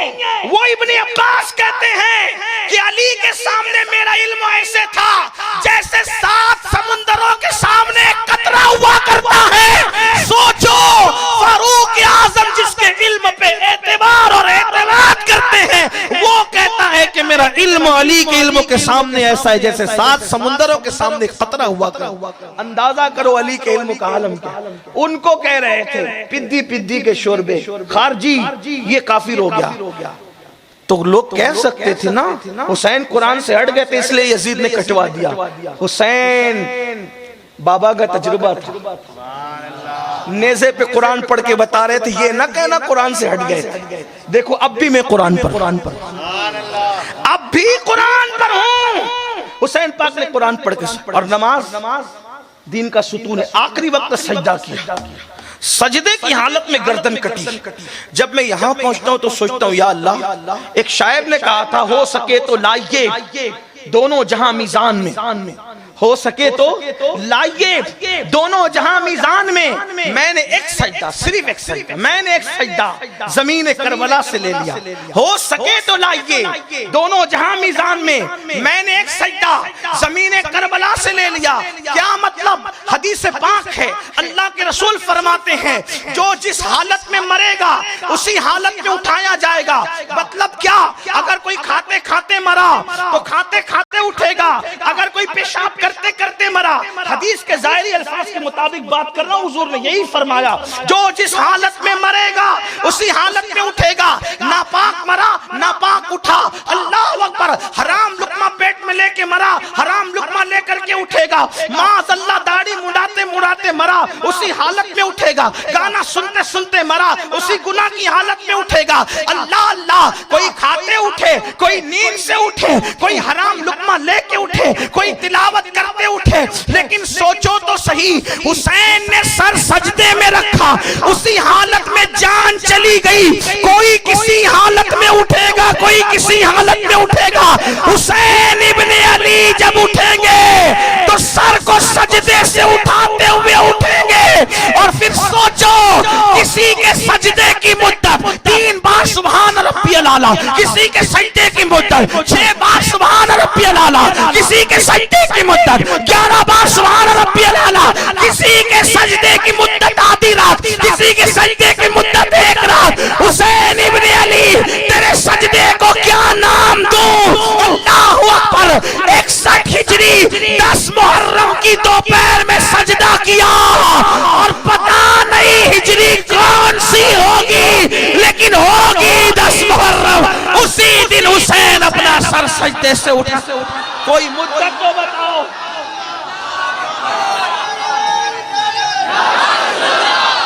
کوئی مدت تو بتاؤ۔ یہ ساری چیزیں کیوں؟ یہ دین پر عمل کیا حسین پاک نے، سچ بولا، کبھی کسی کا قتل نہیں کیا، کسی پہ ظلم نہیں کیا، سخی اتنے تھے۔ حسین پاک مالدار بھی تھے، سخی بھی تھے، بہت مال تھا، بڑی دولت تھی، پھر کبھی اس پر، لیکن اتنے سخی تھے کہ آج کل کے تمہارے صورت میں بڑی بڑی مارکیٹ میں بڑی بڑی دکانے والے، فیکٹریاں والے بھی، کوئی فقیر مانگنے آتا ہے تو 100 روپیہ دیتے ہیں تو 4 بار کندھے جو ہے وہ اوپر اٹھا کے گئے 100 روپے دیا۔ لوگ تو 5 روپے 10 روپے 2 ہی روپے دیتے ہیں، لیکن مولا حسین کے آستانے پہ فقیر مانگنے آتے تھے تو اس دور میں ایک ایک وقت میں 50-50 ہزار کسی کو دے رہے، کسی کو 10-10 ہزار دے رہے، اور ساتھ میں معذرت کا پرچہ بھی آ رہا ہے، آج اتنا یہ لے جا، انشاءاللہ اس کے بعد پھر آئے گا تو اور عطا کریں گا۔ یہ سخی ہے، ایسا بادشاہ حسین، ایسا سخی بادشاہ حسین۔ میرے آقا علیہ السلام کے پیارے دیوانوں، امام علی مقام اور ان کے بھائی کے لیے سرکار نے فرمایا الحسن والحسین سیدہ شباب اہل الجنہ۔ سیاہ ستہ میں روایت ہے، امام حاکم نے بھی لکھا، سیاہ سنن ترمذی میں بھی موجود ہے۔ اس کے بارے میں محدثین کہتے ہیں، البانی جیسا آدمی بھی اس کو کہتا ہے یہ حدیث صحیح ہے، حتیٰ کہ یہ حدیث تواتر کے درجے کو پہنچی، اور تواتر کے درجے کو جو حدیث پہنچ جاتی ہے اس کی حیثیت قرآن مقدس کی آیت مبارکہ کے جو ہے وہ مثل ہو جاتی، اس کے مثل ہو جاتی، تواتر کو جو روایت پہنچتی، ہر دور میں اس کو بیان کیا گیا۔ اب سوچنا حسن اور حسین کون ہیں؟ جنتی جوانوں کے سردار۔ اب بات اینڈ کی طرف مڑتی ہے، دوسرا رخ لیتی ہے، توجہ کرنا، دھیان دینا میرے جوان۔ حسین پاک کون؟ حسن پاک کون؟ جنتی جوانوں کے سردار۔ حضور نے ان کی محبت بہت بیان کی، فرمایا حسن اور حسین کو میں بطور امانت چھوڑے جا رہا ہوں، یعنی یہ میری امانت، حضور نے اپنی امانت دی امت کو، حسن اور حسین امامین کریمین، فرمایا میرے بعد میری امانت کے ساتھ تم کیا سلوک کرو گے؟ بلکہ قرآن کی آیت ہے وَقِفُوهُمْ إِنَّهُمْ مَسْئُولُونَ، جب تم سب حساب کتاب دے چکو گے، نماز کا، روزے کا، حج کا، زکوٰۃ کا، صدقات کا، تبلیغ کا، دعوت کا، مسجد مدرسے سب دے چکو گے، اب سوچو گے جنت میں جانا ہے۔ ابن حجر لکھ رہے ہیں، سوائق المحرقہ میں بھی انہوں نے لکھا اور بھی مفسرین نے لکھا، اس وقت اللہ فرمائے گا ان کو روکو، وقفوہم، روک دو ان کو روکو، ابھی سب حساب دینے کے بعد کہا جائے گا روکو، کیونکہ قرآن کی ایک آیت کے کتنے معنی ہیں؟ 70 ہزار معنی ہے، ایک معنی پر آپ قید نہیں لگا سکتے۔ میں لوگوں سے کہتا ہوں جب غالب اور اقبال کے اشعار کے اتنے معنی ہو سکتے ہیں، مخلوق کے کلام میں جب اتنے معنی نکل سکتے ہیں تو خالق کے کلام کی معنویت کا عالم کیا۔ امام اہل سنت امام احمد رضا بریلوی علیہ رحمت و رضوان کو جب ہم پڑھتے ہیں تو جو جس ذوق سے پڑھتا ہے اس کو وہ چیز اس میں نظر آتی ہے۔ جیسے کہ ایک شعر ہم نے دیکھا، اس میں لکھا ہوا تھا دندان و لب و زلف رخ شاہ کے فدائی، توجہ کریں، حالانکہ عنوان یہ نہیں ہے لیکن دھیان دیں، کیونکہ کچھ لوگ کہتے ہیں نہیں یہی معنی ہے، میں نے جو پڑھا وہی معنی ہے۔ ارے نہیں اللہ کے بندے، وہ بغیر کنارے کا سمندر ہے قرآن۔ امام شعرانی تو یہاں تک کہتے ہیں کہ ابھی بھی معنی قرآن مومنوں کے دل پہ نازل ہو رہے ہیں۔ اللہ کی کتاب کا معنی، آیت کا نزول بند ہو گیا رسول اللہ کے ساتھ ہی، لیکن نزول معنی قرآن اب بھی مومنوں کے دل پر۔ لوگ قرآن سے رشتہ جوڑے تب نا، انہیں تو لیلا مجنوں کی داستان اور داستان ایمان فروشوں کی ناولیں پڑھنے سے فرصت نہیں ہے، بلکہ یہاں تک کہا گیا جب انسان قرآن میں اتنا ڈوب جاتا ہے کہ قرآن کی تلاوت میں وہ بالکل مست ہو جاتا ہے، قرآن سے اس کی دوستی اور وہ تعلق پیدا ہو جاتا ہے، تو قرآن کی آیتیں اس کو خود بتاتی ہیں کہ میرا معنی کیا ہے۔ قرآن کی آیتیں خود بتاتی، قرآن کو آپ سمجھتے کیا ہے؟ اسی لیے تو قرآن پڑھنے والا کبھی سیر نہیں ہوتا، جیسے کھانے کا حریص کبھی کھانے سے سیر نہیں ہوتا، ویسے قرآن سے جس سے دوستی ہو جائے وہ قرآن سے کبھی سیر نہیں ہوتا۔ ایک ایک آیت میں لوگوں کی زندگی گزر گئی، ایک ایک آیت میں آپ کیا فاروق اعظم کہتے ہیں میں نے 12.5 سال میں، لوگ 8 سال میں پورا عالم کا کورس مکمل کرتے ہیں، فاروق اعظم کہتے ہیں میں نے 12.5 سال میں صرف سورۃ البقرہ پڑھا رسول اللہ، ایک سورہ بقرہ 12.5 سال تک پڑھتا رہا۔ کیا پڑھایا تھا؟ ہمارے بچے تو 3 سال میں پورا قرآن حفظ کر لیتے، فاروق اعظم پڑھ کیا رہتے 12.5 سال تک؟ آپ مجھے بتائیں قرآن کی اہمیت ہم بھول گئے، قرآن کی اہمیت بھول گئے۔ بہرحال یہ عنوان بھی فضیلت قرآن کا یا دستار بندی کا کوئی جلسہ یہ نہیں ہے، میں اپنے عنوان کی طرف جلدی آ جاؤں، لیکن آپ سے کہتا ہوں اپنے بچوں کو قرآن پڑھاؤ اور صحیح پڑھاؤ۔ ایک بار پڑھنا جان لیں گے نا اور دوستی ہو گئی تو ہو سکتا ہے کہ اسی میں کوئی بڑا مفسر قرآن ہو، کوئی عالم قرآن ہو، کوئی بہترین قاری قرآن ہو، کوئی عالم ربانی ہو۔ قرآن سے بڑی کوئی کتاب نہیں۔ قرآن تھامو، جس کے بارے میں کہا گیا قرآن ایک ایسی آسمان سے لٹکتی ہوئی رسی ہے جس کا ایک سرا اللہ کے دست قدرت میں ہے، دوسرا سرا تمہارے ہاتھ میں ہے۔ اب اگر تمہارا ہاتھ اللہ کے ہاتھ میں پہنچانا چاہتے ہو تو قرآن کی رسی کو پکڑ لو۔ قرآن وہ چیز، وہ کتاب۔ تو عرض کر رہا تھا کہ اللہ پاک فرمائے گا روکو ان وقفوں، روکو۔ سب حساب دینے کے بعد بھی روکا گیا۔ کیوں روکا گیا؟ انہم مسئولون، ان سے پوچھو۔ کیا پوچھو؟ ابن حجر کہتے ہیں اس وقت اللہ تم سے پوچھے گا کہ تم نے اہل بیت سے محبت کی تھی کہ نہیں کی تھی۔ اہل بیت سے محبت کی تھی نہیں کی تھی۔ گلی کے پیروں کے نام لگتے تھے تو تمہارے منہ پہ مسکراہٹیں آتی تھی، اور اہل بیت کے نعرے لگتے تھے تو آپ کو شک ہوتا تھا کہ یہ رافضی تو نہیں ہو گیا۔ رافضیت اہل بیت کی محبت کا نام نہیں ہے، رافضیت صحابہ کی دشمنی کا نام۔ اہل بیت کی محبت کے بارے میں تو پوچھا جائے گا۔ آقا فرماتے میں امانت کے طور پہ دے کر جا رہا ہوں، میرے بعد کیا سلوک کرو گے؟ بلکہ ایک مقام پہ فرمایا اذکرکم اللہ فی اہل بیتی، اذکرکم اللہ فی اہل بیتی۔ یہ حجۃ الوداع کا خطبہ ہے۔ فرمایا میری اہل بیت کے بارے میں اللہ سے ڈرتے رہنا، میری اہل بیت کے بارے میں اللہ سے ڈرتے رہنا، میرے بعد اللہ تمہیں آزمائے گا کہ تم میری اہل بیت کے ساتھ سلوک کیا کرتے ہو۔ مخدوم اشرف جہانگیر سمنانی کے خلیفہ قاضی شہاب الدین دولت آبادی اپنی تفسیر مرج البحرین میں لکھتے ہیں کہ اللہ کے رسول نے فرمایا تمہاری محفل میں کوئی آئے، توجہ کرو، تمہاری محفل میں کوئی آئے، تمہاری مرضی اٹھو یا نہ اٹھو، لیکن جب رسول اللہ کی اولاد آیا کرے تو اٹھ کر کے کھڑے ہو جایا کرو۔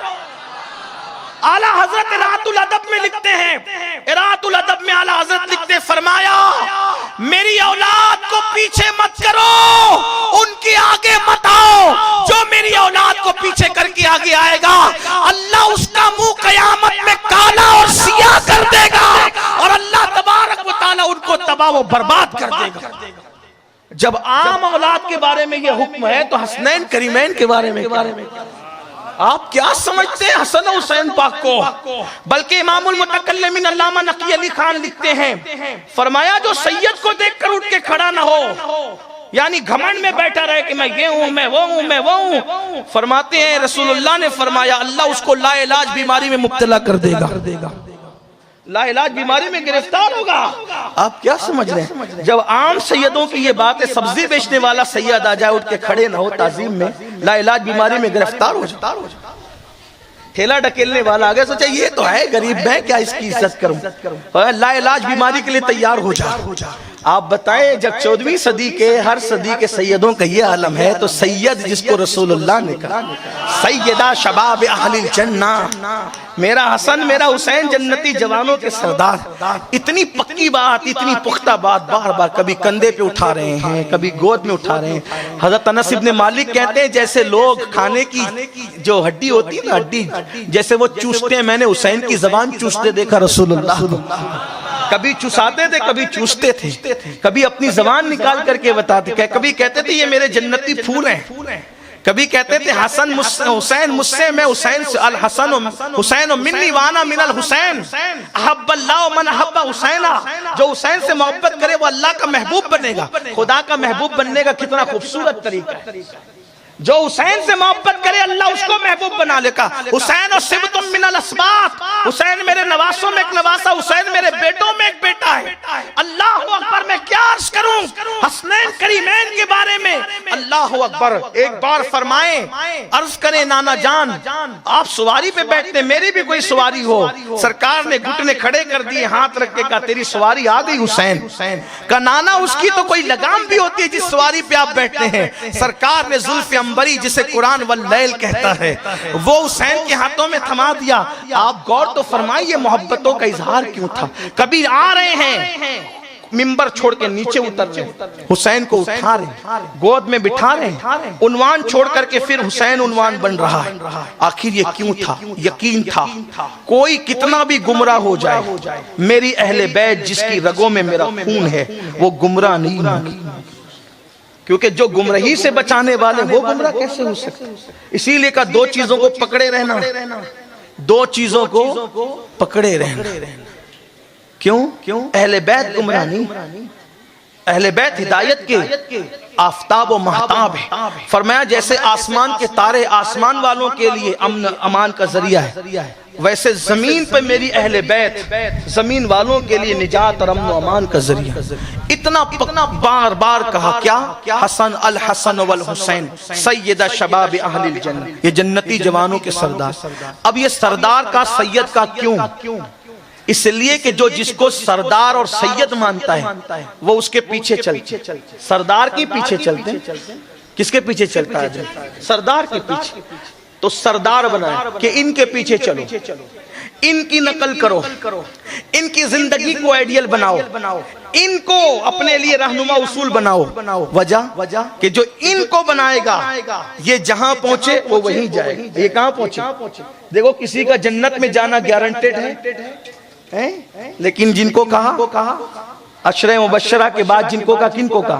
الحسن والحسین سیدہ شباب اہل الجنہ، جنتی جوانوں کے نام لکھ، اور جنتی نہیں، جنتی جوانوں کے سردار، ان کے طریقے پہ چلو، سرداروں کے، یہ جہاں جائیں گے وہیں تم جاؤ۔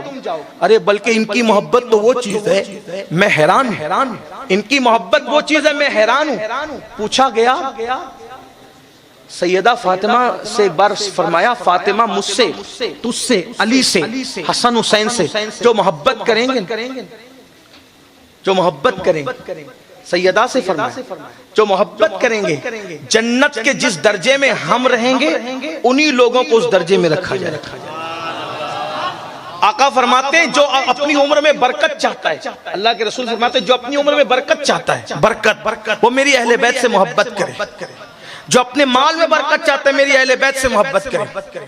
علامہ امام یوسف نبہانی لکھتے ہیں اپنی کتاب میں، علامہ خلات سے وہ نقل کرتے ہیں کہ تیمور لنگ کا بادشاہ جو مغل خاندان کا ہندوستان میں موری سے آلہ تھا، جب وہ مرنے لگا، سکرات تھی اس کو، حالت سکرات تھی، اس کا منہ کالا ہو گیا۔ بادشاہ تھا، اس کا منہ کالا ہوا، اور منہ کالا ہوا تو اس کے اوپر گھبراہٹ اور وحشت کی کیفیت طاری ہوئی۔ تھوڑی دیر کے بعد پھر اس کا منہ چمکنے لگا اور وحشت چلی گئی۔ تو کسی نے پوچھا تیمور ابھی تو آپ کا رنگ ایک دم سیاہ کالا پڑ گیا تھا اور ابھی تو کہا گھبرا رہے تھے، ابھی مطمئن ہو گئے؟ کہا میرے پاس عذاب کے فرشتے آئے تھے، روح نکلنے سے پہلے عذاب کے فرشتے آئے تھے، لیکن جیسے وہ فرشتے ان کو دیکھ کر کے میرا چہرہ جو ہے وہ سیاہ ہو گیا، جو تم کہہ رہے ہو، مجھے گھبراہٹ طاری ہو گئی، لیکن ابھی وہ کچھ کہنا ہی چاہتے تھے، اتنے میں رسول اللہ میرے سراہنے تشریف لائے، وصال سے پہلے، مرنے سے پہلے، اور کہتے ہیں فرشتوں ہٹو، یہ میری آل سے محبت کرتا تھا، اہل بیت سے محبت کرتا تھا۔ ایک شخص کہتے ہیں، اس کو بھی امام نبہانی نے لکھا کہ ایک شخص نے خواب میں دیکھا کہ تیمور لنگ رسول اللہ کے قریب بیٹھا ہوا ہے، تو جو اس کا یار تھا اس کے یاروں میں سے تھا، اس نے خواب دیکھا کہ تیمور لنگ حضور کے ساتھ بیٹھا ہوا ہے۔ وہ کہا او دشمن خدا، تو حضور کے ساتھ بیٹھا ہوا ہے، تجھے یہ شرف کیسے مل گیا؟ تیمور نے کہا دنیا میں اہل بیت سے محبت کرتا تھا، اس کے صدقے میں یہ مقام ملا۔ سوچو صحیح، اگر میں تیمور کی زندگی بیان کروں تو تیمور نے بہت اچھے کام تو نہیں کیے، کچھ اچھے بھی کیے لیکن بہت اچھے کام نہیں کیے، لیکن سوچو، بلکہ اللہ کے رسول علیہ السلام نے ایک مقام پر فرمایا، بات آگے بڑھتی ہے سمٹتے ہوئے، فرمایا روئے زمین کے سارے انسانوں کے برابر بھی کوئی گناہ لے کر آئے، توجہ کر، میں گناہ پہ دلیر نہیں کر رہا ہوں لیکن بات آئی تو کہہ رہا، فرمایا کوئی دنیا کے سارے انسانوں کے برابر بھی گناہ لے کر کے آئے اور اگر وہ میری اہل بیت سے محبت کرتا ہے تب بھی میں اس کی شفاعت کروں گا۔ حضور شفیع ہوں، محبت کرو اہل بیت سے، حسن پاک حسین پاک، تو جو محبت کرے گا، جس سے محبت ہوتی ہے آدمی اس کے پیچھے پیچھے چلتا ہے۔ ہم کہاں ہیں؟ بات سمیٹتے ہوئے پوچھتا ہوں ہم کہاں ہیں؟ ہم محبت کے دعوے کر رہے ہیں لیکن وہی ابھی ہمارے حافظ صاحب کی بلانے میں کھچڑے اور شربت والی بس. حالانکہ میں کھچڑے شربت کا کبھی مخالف نہ رہا ہوں نہ رہوں گا. اس کی وجہ یہ ہے کہ ہم نے اپنے بزرگوں سے سنا, کتابوں میں بھی لکھا ہے کہ کتے کو پانی پلا کر فاحشہ کو جنت مل گئی. تو جو کتے کو پانی پلا دے اس کو جنت ملتی ہے, جو میرے حسین کے نام پہ مومنوں کو شربت پلائے. نصیب کی بات ہے. بلکہ لوگ شراب پیتے تو مجھے غصہ آتا ہے. حسینی شراب نہیں پیتا. حسینی شراب, حسینیوں کی قسمت میں شراب نہیں ہے, حسینیوں کی قسمت میں تو شربت ہے. آپ شربت چھوڑ کے شراب کیوں پیتے ہو؟ ہمارے مقدر میں شربت ہے, اور یہاں شربت سنیوں کے گھر کے مٹکوں کا بنا ہوا شربت, اور وہاں حوض کوثر کا شربت, اور وہ بھی ایک دو جام نہیں. مولانا حمید رضا بریلوی کہتے ہیں ہاتھوں سے 4 یار کے, کیونکہ ہم 4 یار والے ہیں. ہاتھوں سے 4 یار کے ہم کو ملیں گے 4 جام, دستے حسن حسین سے اور ملیں گے جام 2. یہ کس کا مقدر ہے؟ یہ سنیوں کا, حسینیوں کا مقدر ہے. پھر شراب پینے والوں کو تھوڑی ملے گا, بھنگ کھانے والوں کو تھوڑی ملے گا, نشے کی گولیاں کھانے والوں کو تھوڑی ملے گا. تو حسین پاک کے جو پیچھے چلے گا. مولا حسین نے تو نفرت کی, بلکہ ابن کثیر لکھتا ہے کہ یزید شراب کا ایسا پکا متوالا اور دیوانہ تھا کہ اس نے سفر حج میں بھی شراب پیا. صورت کا بگڑے سے بگڑا ہوا آدمی بھی اگر حج کو جائے تو کم از کم, بلکہ میں تو دیکھتا ہوں گٹکا کھانے والے بھی گٹکا نہیں لے کر جاتے. حالانکہ وہ کوئی حرام بھی نہیں ہے, لیکن پھر بھی لوگ نہیں لے کر کے جاتے. مگر یزید تو سفر حج میں بھی, بلکہ امام علی مقام نے کہا اپنے خادم سے, اور بلکہ ایک بہت بڑے صحابی کے شہزادے سے کہا کہ چلو بھئی یزید آیا ہے اور مدینہ منور آیا. چونکہ مدینہ ہمارے نانا کا شہر ہے تو اخلاقی فریضہ بنتا ہے اس سے مل لیں. تو جب گئے تو وہ کمرے میں بیٹھ کے شراب پی رہا, اور بدبو آئی تو امام نے فرمایا تو شراب کی بدبو ہے. تو یزید نے دیکھ لیا, کہا یہ تشریف لائیے, آپ بھی ذرا یہ شربت نوش کریں. کہا واللہ یہ تو شراب ہے. تو اس نے کہا نہیں یہ بڑا خوبصورت شربت ہے جو ملک شام میں بنتا ہے. تو فرمایا یزید میں علی کا بیٹا ہوں, ابھی تک کیا مجھے یہ شعور نہیں آیا کہ شراب کسے کہتے ہیں, شربت کسے کہتے ہیں؟ میرا بابا شراب سے اتنی نفرت کرتا تھا, فرمایا اگر کسی کنویں میں شراب گر جائے, توجہ کرے علی مرتضیٰ کی شراب سے نفرت, اس لیے کہ فتوے کی زبان اور ہے, تقوی کی زبان اور ہے. اگر شراب سرقہ بن جائے تو فقہا کہتے ہیں کہ اب سرقہ بننے کے بعد اس کی حیت بدل گئی تو حکم بھی بدل گیا. یہی تو ہے, یہی ہے نا, یہی ہے. لیکن مولا کائنات کو شراب سے نفرت کتنی ہے. فرماتے کنویں میں شراب کا قطرہ گر جائے, شراب گر جائے, پھر وہ سوکھ جائے, پھر لوگ اس میں مٹی ڈال کے اس کو پاٹ دے, بھر دیں, پھر وہاں پر کچھ گھاس اگ جائے. اس گھاس میں اگر کوئی بکری چر لے اور اس کا دودھ دو کر میرے پاس لایا جائے تو میں وہ دودھ بھی نہ پیوں. آپ کیا سمجھتے ہیں شراب؟ حسینیت یہ ہے میرے بھائی, ہم حسینیت کو نہیں سمجھ سکے, سمجھ نہیں پا رہے ہیں. گفتگو کو اختتام کی طرف لے جانا چاہتا ہوں, لیکن بات یاد آتی ہے. حسینی بنے ہیں, گھر میں کچھ دین کا آتا پتہ نہیں. لبیک یا رسول اللہ کنارے, غلام رسول میں موت بھی قبول ہے کنارے. اور کہتے ہیں جھنڈا لہرا دیں گے کہاں, دین کا جھنڈا لہرائیں گے کہاں, یہاں لہرائیں گے وہاں لہرائیں گے. میں نے کہا ادھر ادھر لہرانا بعد میں دیکھ, تیرے گھر کا تو وزیر اعظم تو خود ہے, تیرے گھر کی جمہوریت کا صدر تو خود ہے, تیرے گھر کا بادشاہ سلامت اور عالم پناہ تو خود ہے. جو اپنے گھر میں اسلام کا پرچم نہیں لہرا سکتا وہ ملکوں پہ کیا لہرائے گا. جس کے گھر میں ٹی وی کھلتا ہو تو شرکیہ کلمات دیکھے جاتے ہیں. حاجی صاحب بھی بیٹھ کر کے بازو میں بیٹی کے, نوجوان بیٹی کے بازو میں سیریلوں میں بھاگنے اور بھگانے کے منظر دیکھ رہے ہیں. نمازی صاحب, مسجد کے متولی صاحب بھی پوتوں کو بازو میں لے کر کے بیٹھ کر کے فلم دیکھ رہے ہیں. کیا وہ گھر کا ماحول ہوگا؟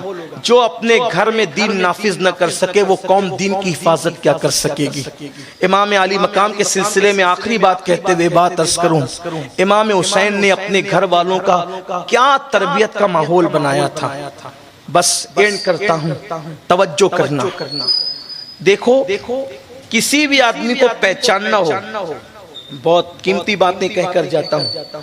کسی بھی آدمی کو پہچاننا ہو اس کو اس وقت تو پہچانو جب وہ بھوکا ہو. جب اس کی جیب خالی ہو وہ بھوکا ہو تب اس کو پہچانو کہ آدمی کیسا ہے. بھوک کے وقت سب کی اوقات کھل جاتی. یہی بھوک ہے, توجہ کریں, یہ بھوک ہے جو کسی کو بازار میں جسم بیچنے پہ مجبور کرتی ہے. اسی پیٹ کے لیے نا جسم میں بازار کچھ کیوں بک رہے ہیں؟ پیٹ کے لیے. کوئی کسی کا قتل کیوں کر رہا ہے؟ پیٹ کے لیے. چوری کیوں کر رہا ہے؟ پیٹ. جتنے جھگڑے ہیں کیوں؟ پیٹ کے لیے. یہی پیٹ ہے نا. قبر کی مٹی کے سوا اس کو کوئی بھر نہیں سکتا. ابھی کھایا 6 گھنٹے پہلے پھر خالی ہوا, ابھی کھائیں گے پھر 6 گھنٹے کے بعد پھر خالی ہوا. قبر کی مٹی کے سوا سے کوئی بھر. تو بھوکا آدمی, اسی لیے میرے آقا نے فرمایا بھوکے پیٹ والے سے مشورہ بھی مت لو, کیونکہ وہ مشورہ حق کی بنیاد پہ نہیں دے گا, وہ تیری چاپلوسی کی وجہ سے دے گا, ہے نا. بھوکے پہ کوئی اعتبار نہیں کیا جا سکتا. بھوکا آدمی چوری کرے گا, خدا جانے کیا کیا کرے گا. لیکن آؤ امام علی مقام کے گھر کا ماحول دیکھو, اور امام علی مقام کے عنوان پہ اس پہ بات مکمل کر کے صرف ایک بات حضور مفتی اعظم کی بارگاہ میں بطور خراج کر کے بات مکمل کرتا ہوں. امام علی مقام کے گھر کا ماحول کون سا ماحول؟ اچھا, گھر کے اندر خوشیوں میں بھی ماحول جو ہوتا ہے تو تھوڑا ٹھیک ٹھاک ہوتا ہے, لیکن غم کا ماحول. شہید ہو گئے سب شہید ہو گئے. ایک امام زین العابدین بچے ہیں مردوں میں بس, باقی سب خواتین ہیں. 4 بیویاں ہیں, 2 بہنیں ہیں, ایک بیٹی ہے, امام مسلم کی بیٹی ہے, امام مسلم کی بیوہ ہے, اس طریقے سے اور خواتین ہیں. وہ چند نفوس پر مبنی قافلہ ہے. ایک عابد بیمار سید سجاد, سب لٹ گیا, خیمے خالی ہو گئے, خیمے جل گئے. امام علی مقام کے کپڑے بھی نکال لیے گئے. اٹھا کے دیکھو آئینے قیامت میں کیا قیامت بیان ہوئی. ابن کثیر کو پڑھو, ابن جریر کو پڑھو, علامہ سیوطی کو پڑھو, آپ اٹھا کر کے دیکھو. خیمے جلا دیے گئے. ننھی سی 7 سال کی شہزادی سکینہ کی کان کی بالیاں نوچ لی, کان کٹ گئے. سکینہ نے سوچا مسلمان یتیموں سے پیار کرتے ہیں, شاید مجھے پہچان نہیں پائے, اگر اپنا تعارف کراؤں گی تو شاید پہچان لیں گے. تو کہا میری بالیاں کھینچنے والوں تمہیں پتہ ہے میں کون ہوں؟ کہا کون ہے؟ کہا میں حسین کی بیٹی ہوں, یتیم ہوں, حسین کی یتیم. ایک تو یتیم اور وہ بھی حسین کی یتیم. اتنا سن کر رحم کی امید تھی, لیکن دیکھا کہ چہرے پہ تماچے مارنے لگے. حسین کی یتیم ہے تو. علی اصغر کا جھولا اٹھا لے گئے. بیمار زین العابدین کے نیچے جو چادر پڑی تھی, بستر تھا, وہ بھی چھین لے گئے. حتیٰ کہ آخری میں بیویوں کی چادر بھی لے گئے, چادریں تک چھین. جن کے گھر میں بغیر اجازت کے جبریل نہیں آتے تھے ان کی چادریں تک چھین.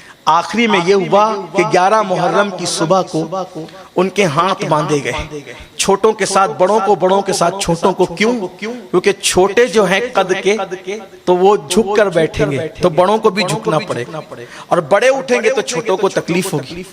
اور ان کی سواریوں کی نکیل جو کئی دن سے بیمار تھے زین العابدین, ان کے ہاتھ میں اس حالت میں, پیروں میں بیڑیاں, ہاتھوں میں ہتکڑیاں, گلے میں توق.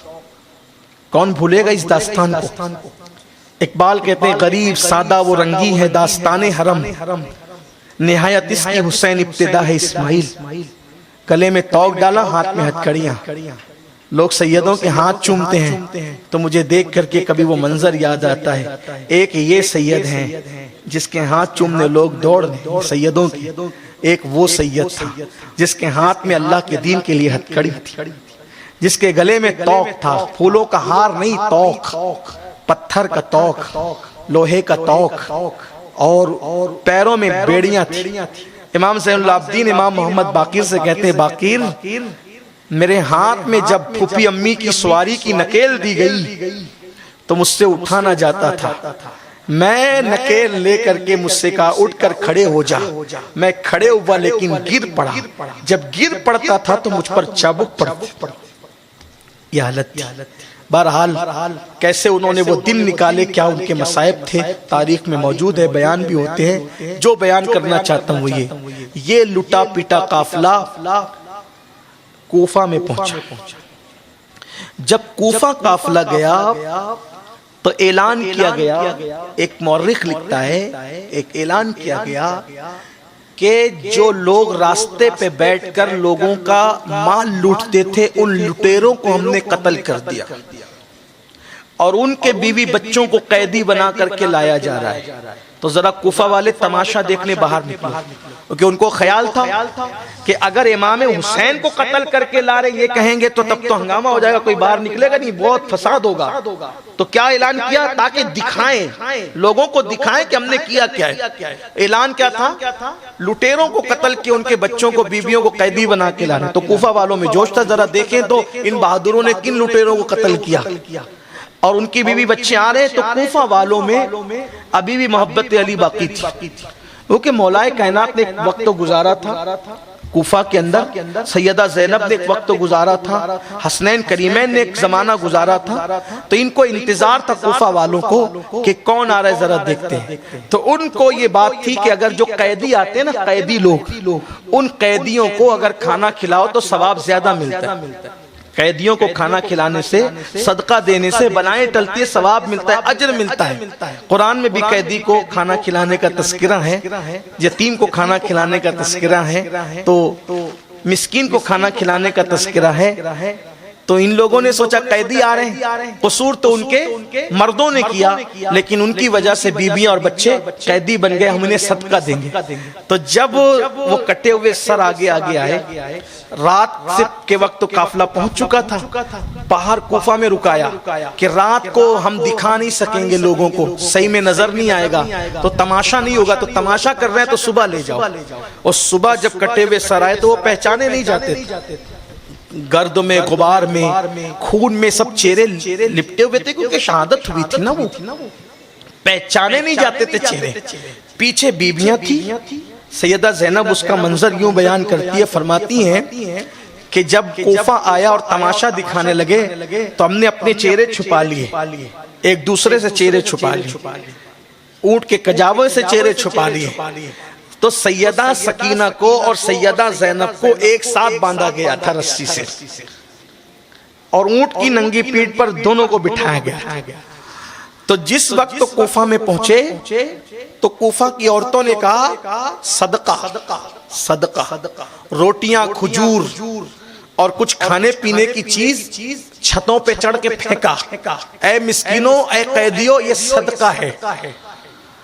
تو سیدہ سکینہ اس دن, جس دن سیدہ سکینہ پر صدقے کے نام پہ روٹی پھینکی جا رہی تھی, اس دن سیدہ سکینہ کی بھوک کو 6واں دن ہو گیا تھا یا 8واں دن ہو گیا تھا, کیونکہ پورے رستے میں یزیدیوں کا دیا ہوا کھانا انہوں نے قبول نہیں کیا اس وقت تک.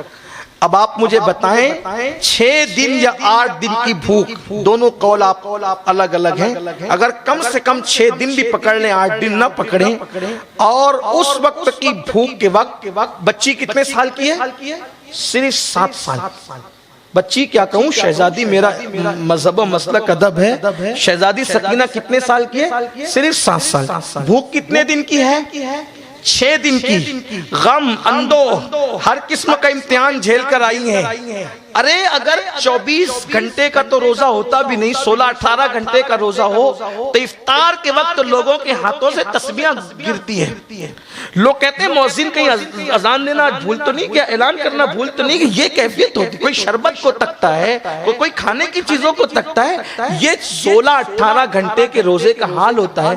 16-18 گھنٹے کے روزے تو انڈیا میں ہوتے بھی نہیں ہے, دوسری ملک ممالک میں ہوتے ہیں, لیکن ہمارے ہاں تو 14-15 گھنٹے کے, 16 گھنٹے کے روزے پر کیا کیفیت لوگوں کی ہوتی ہے. مئی کے مہینے میں ہائے ہائے کرتے ہیں لوگ کو, بہت سے لوگ تو روزہ بھی نہیں رکھتے. بتاؤ, جیسے ہی اذان ہوئی افطار کے وقت یا اعلان ہوا, لوگ ٹوٹ پڑتے ہیں. بیٹے کو باپ کا, باپ کو بیٹے کا خیال نہیں ہوتا, بیوی کا بچوں کا, بچوں کو بیوی کا خیال نہیں ہوتا.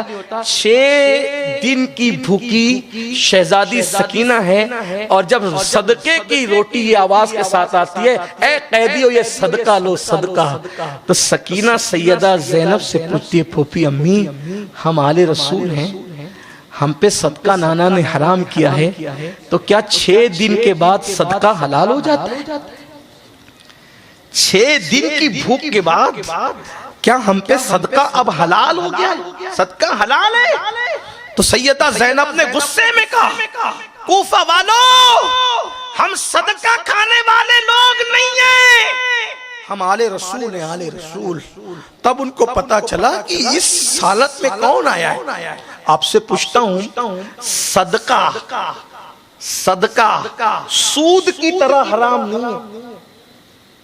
صدقہ کہاں؟ صدقہ مال کا میل، بس میل ہی ہے نا، اور سود جہنم کی آگ۔ مجھے حیرت ہے 6 مہینے کی بھوک پر 7 سال کی شہزادی سکینہ جب صدقہ کھانا پسند نہیں کرتی کہ نانا نے حرام کیا ہے، او حسینیوں، یہ سود جو پیپ ہے جہنمیوں کا، یہ خون ہے جہنمیوں کا، یہ جہنم کی آگ ہے، تم کس منہ سے کھاتے ہو؟ جس کے بارے میں آقا نے فرمایا سود کا ایک لقمہ ماں کے ساتھ 36 مرتبہ زنا کرنے کے برابر ہے۔ کس منہ سے حسینی کہتے ہو؟ یہ مولا حسین کی تربیت کا نتیجہ تھا کہ 7 سال کی شہزادی نے کہا 6 دن کے بعد صدقہ حلال ہو جاتا ہے؟ کہا نہیں بیٹے، ہم صدقہ کھانے والے لوگ نہیں کھایا صدقہ قبول بھی نہیں فرمایا۔ یہ تھی تربیت امام، یہ دین پر عمل تھا۔ جو ان کو سردار مانتا ہے، سچی محبت کرتا ہے، ان کے پیچھے چلتا ہے، اس طرح وہ اپنی زندگی گزارتا ہے۔ مفتی اعظم کو، بلکہ مصطفیٰ رضا کو جس چیز نے مفتی اعظم بنایا وہ یہی جذبہ تھا کہ انہوں نے اہل بیت کو جس راستے پہ چلتے دیکھا، جس راستے پہ وہ اسی راستے پہ چلے۔ مجھے بس ایک بات یاد آتی ہے ان کی، کس تقوی پر ان کا عمل تھا۔ مفتی اعظم کو ان کے معاصرین میں جو چیز ممتاز کرتی ہے وہ ان کا تقوی، ان کی خشیت ربانی۔ اچھا یہ بات میں آج آپ کو کہہ دوں، کچھ لوگ یہ سمجھتے ہیں کہ میں ذکر زیادہ کرتا ہوں، توجہ کرنا، تھوڑا سا میں اپنے علماء سے توجہ چاہتا ہوں، سبق سنانے کی نیت سے یہ بات کہہ رہا ہوں، اگر غلطی کروں تو ابھی اصلاح کریں گے۔ میں ذکر زیادہ کرتا ہوں، تسبیح زیادہ پڑھتا ہوں، 13، 14، 15 تاریخ کے ہر مہینے روزے رکھتا ہوں، پیر جمعرات کا بھی روزہ رکھتا ہوں، پھر میں لوحے قرآن بھی پڑھتا ہوں، دلائل الخیرات بھی پڑھتا ہوں، یہ پڑھتا ہوں، یہ پڑھتا ہوں، یہ پڑھتا ہوں، بہت کچھ کرتے ہیں، ٹھیک ہے۔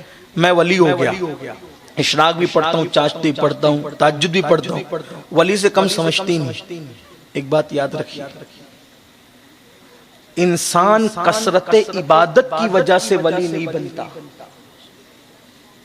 یہ بات یاد رکھنا، کثرت عبادت کی وجہ سے ولی نہیں بنتا، بلکہ گناہ سے بچنے میں وہ جتنا محتاط ہوتا ہے اتنا وہ بڑا اللہ کا ولی ہوتا ہے۔ اگر آپ دلائل الخیرات پڑھ رہے ہیں، 3-3 ہزار بار درشی پڑھ رہے ہیں، ذکر اذکار کثرت سے پڑھ رہے ہیں، 13، 14، 15 کے روزے بھی رکھتے ہیں، پیر جمعرات کے روزے بھی رکھتے ہیں، گناہ سے نہیں بچتے، غیبت بھی کر رہے ہیں، چغلی بھی کر رہے ہیں، دل میں بغض کینہ بھی، ولایت کی پہلی سیڑھی نہیں چڑھ سکیں گے، بلکہ وہ قبول بھی نہیں۔ فرمایا جس کے دل میں مومن کے لیے کینہ ہے اس کے سجدے اس کے سر کے اوپر بھی نہیں جاتے۔ بات سمجھ آئی؟ تو شیطان کی یہ عادت ہے کہ وہ فرائض سے ہٹا کے نوافل میں الجھا دیتا ہے۔ ہم سمجھتے ہیں ہم بہت عبادت اللہ کے بندوں، فرض پر عمل کرنا اور حرام سے بچنا اس سے بڑی کوئی عبادت نہیں۔ یعنی دل کو کینے سے پاک کرو، یہ 13، 14، 15 کے روزے سے بہتر ہے، ٹھیک۔ اسی طرح کثرت سے ذکر کرو، اس سے بہتر یہ ہے کہ اپنی آنکھ کو عورت کو دیکھنے سے، نامحرم کو دیکھنے سے بچاؤ، یعنی تقوی پر عمل کرو، گناہوں سے بچو۔ یہ اس لیے کہ آپ دیکھیں اللہ نے جنت کا ذکر کیا تو کیا ذکر کیا؟ جنت کس کو ملے گی؟ نیکوں کو ملے گی۔ ان الابرار لفی نعیم، نیکوں کے لیے جنت ہے، ٹھیک۔ لیکن ولایت کا ذکر کیا تو نیکوں کا ذکر نہیں کیا۔ نیکیوں سے جنت ملتی ہے، اللہ کس سے ملتا ہے؟ الا ان اولیاء اللہ لا خوف علیہم ولا هم یحزنون۔ کیسے؟ الذین آمنوا وکانوا یتقون، کثرت سے نیکی کرنے والے کو ابراروں میں شمار کیا جاتا ہے، اور جو گناہوں سے بچتے ہیں ان کو متقی کہا جاتا ہے۔ تو اللہ نے جہاں جہاں دوستی کا تذکرہ کیا نیکی کا نہیں بلکہ گناہ سے بچنے کا ذکر کیا. کیوں؟ کیونکہ جو نیکی کرے گا وہ گناہ بھی کر سکتا ہے، لیکن جو گناہ سے بچے گا وہ صرف نیکی ہی کرے گا. اسی لیے کہا ان اولیاءہ الا المتقون، اللہ کے دوست وہی ہیں جو گناہوں سے بچنے والے، متقی، اللہ سے ڈرنے والے. حضور مفتی اعظم کا تقوی کیا تھا؟ ان کی پرہیزگاری. انہوں نے اہل بیت کو کیا بنایا تھا؟ آئیڈیل بنایا، سردار مانا تھا. ایک مرتبہ کا واقعہ ہے، حضور مفتی اعظم ممبئی کے ایک سیٹھ صاحب کے گھر میں آئے. وہ بھی سیٹھ کے گھر میں رکے تھے. ہم لوگ بھی زیادہ تر سیٹھوں کے گھر میں رکتے ہیں. اس پہ کچھ لوگوں کو اعتراض بھی ہوتا ہے. اس کی وجہ یہ ہے کہ بھئی عام طور پہ جب آدمی غریب ہوگا تو اس کے گھر میں انتظام نہیں ہوگا مہمان کو روکنے کا، تو کیا کہاں رکھے گا، کیا کرے گا. تو آدمی یہی دیکھتا ہے کہ چلو بھئی علماء آئے، پیر صاحب آئے، سید صاحب آئے، کسی سیٹ کے گھر میں روکیں، کیونکہ اس کے گھر میں 2 کمرے ایکسٹرا ہیں، کچھ سامان وغیرہ ہے. لوگوں کو بھی بہت زیادہ اعتراض کی، پیر پہ بھی اعتراض کرتے ہیں، فقیر پہ بھی کرتے ہیں، علماء پہ بھی کرتے ہیں، سب پہ کرتے ہیں. جو علماء پہ اعتراض کرتا ہے اللہ اس کی نسل میں عالم پیدا نہیں کرتا. قریب نواز فرماتے ہیں کہ ایک شخص مر گیا، اس کا منہ قبلے کی طرف نہیں ہوتا تھا. بہت لوگوں نے کوشش کی، نہیں ہوتا تھا. تو کسی نے کہا کہ اب اس کا منہ قبلے کی طرف نہ کرو، کبھی نہیں ہوگا، کیونکہ یہ علماء مشائخ کو دیکھ کے منہ پھیر لیتا تھا. جو علماء مشائخ سے منہ پھیرتا تھا اس کا منہ کبھی قبلے کی طرف نہیں ہوتا. میری قوم کا حال یہ بگڑے ہی ہوئے ہیں، تو کوئی چیز پہ عمل ہی نہیں کرتے. علماء کو تو جو وہ اپنا نوکر سمجھتے. مسجد کے ٹرسٹی بن جائے تو ایسا لگے جیسے امام ان کا غلام ہے. امام کی قدر کرو، جس کے پیچھے نماز پڑھتے اس کی عزت نہیں کرتے، تمہاری نماز کا ٹھکانہ کیا ہے؟ غلام سمجھ کے رکھا ہے. ایک دن امام فاتحہ کے لیے نہیں آیا تو کہا کہ دیکھتا ہوں اس مولوی کو جا کے، میرے گھر فاتحہ کے لیے نہیں آتا. انا للہ و انا الیہ راجعون. حیرت ہے، افسوس اتنا بگاڑ ہوا ہے نا کہ اگر آپ اس کی اصلاح کرتے کرتے مر جائیں، مسائل ابھی بھی باقی رہے.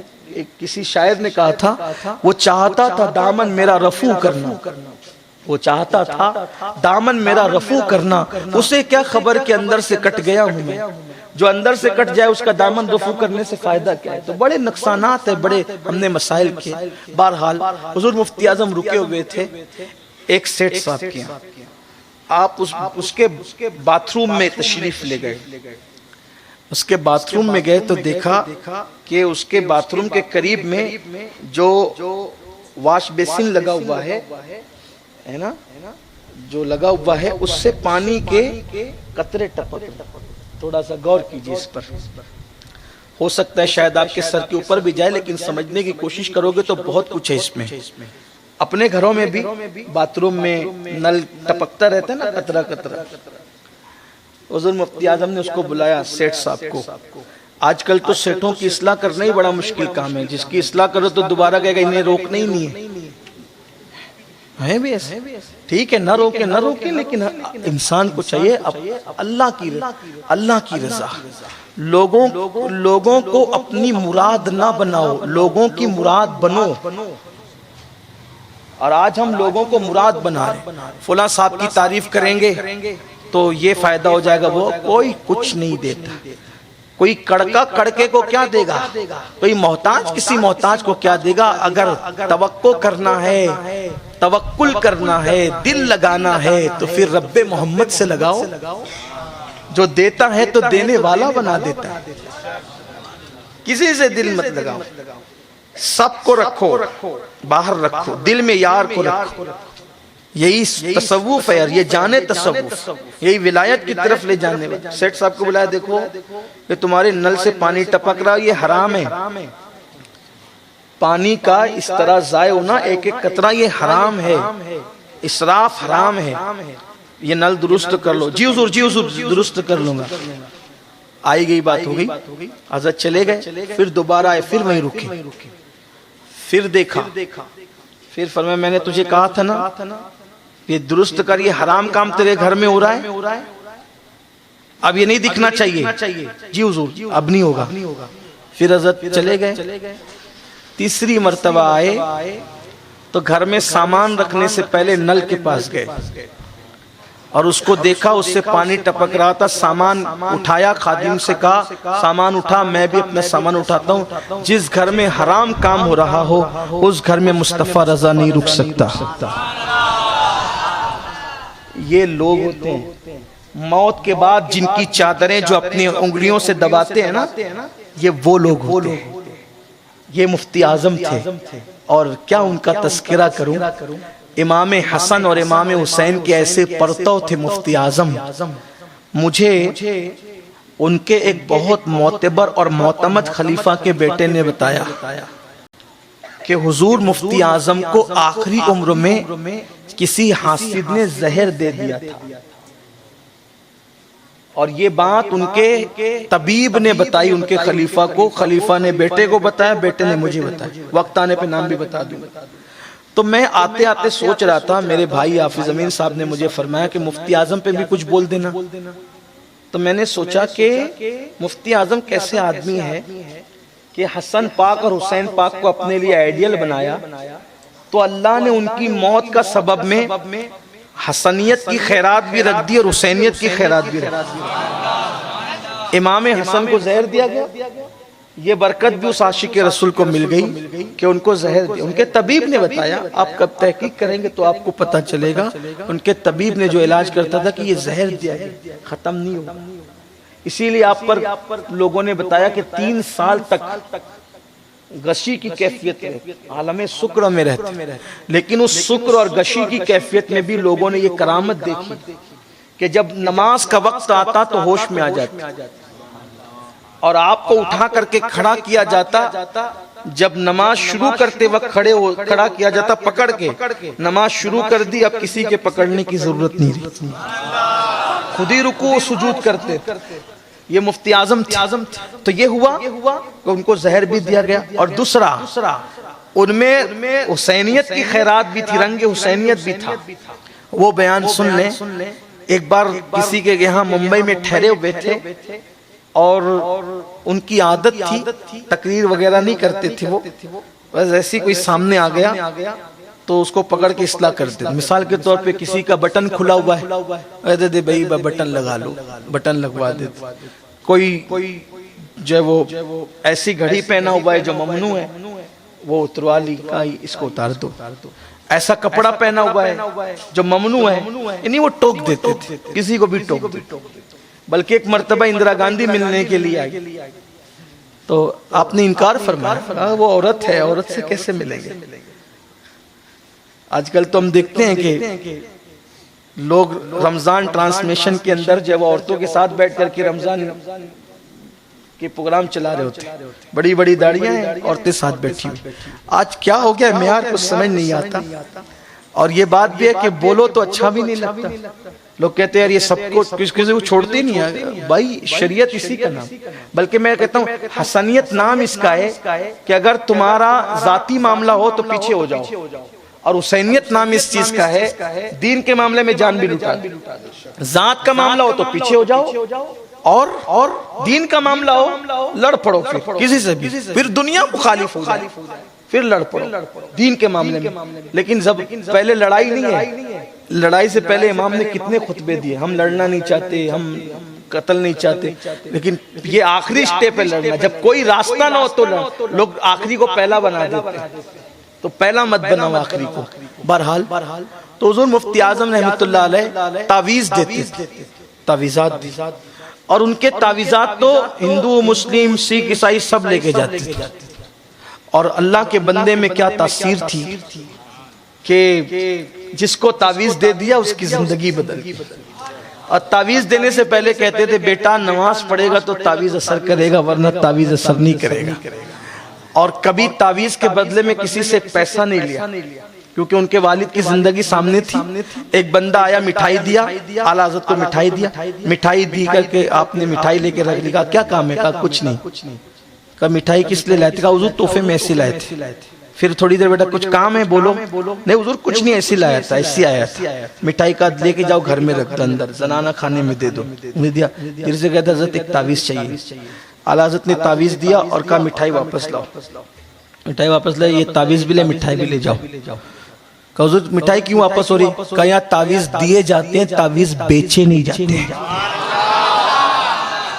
تعویذ کا دھندا نہیں ہوتا یہاں۔ اپنے باپ کو دیکھا تھا، اپنے بابا کو دیکھا تھا، اور اسی پہ عمل کیا، کسی سے کچھ نہیں لیا۔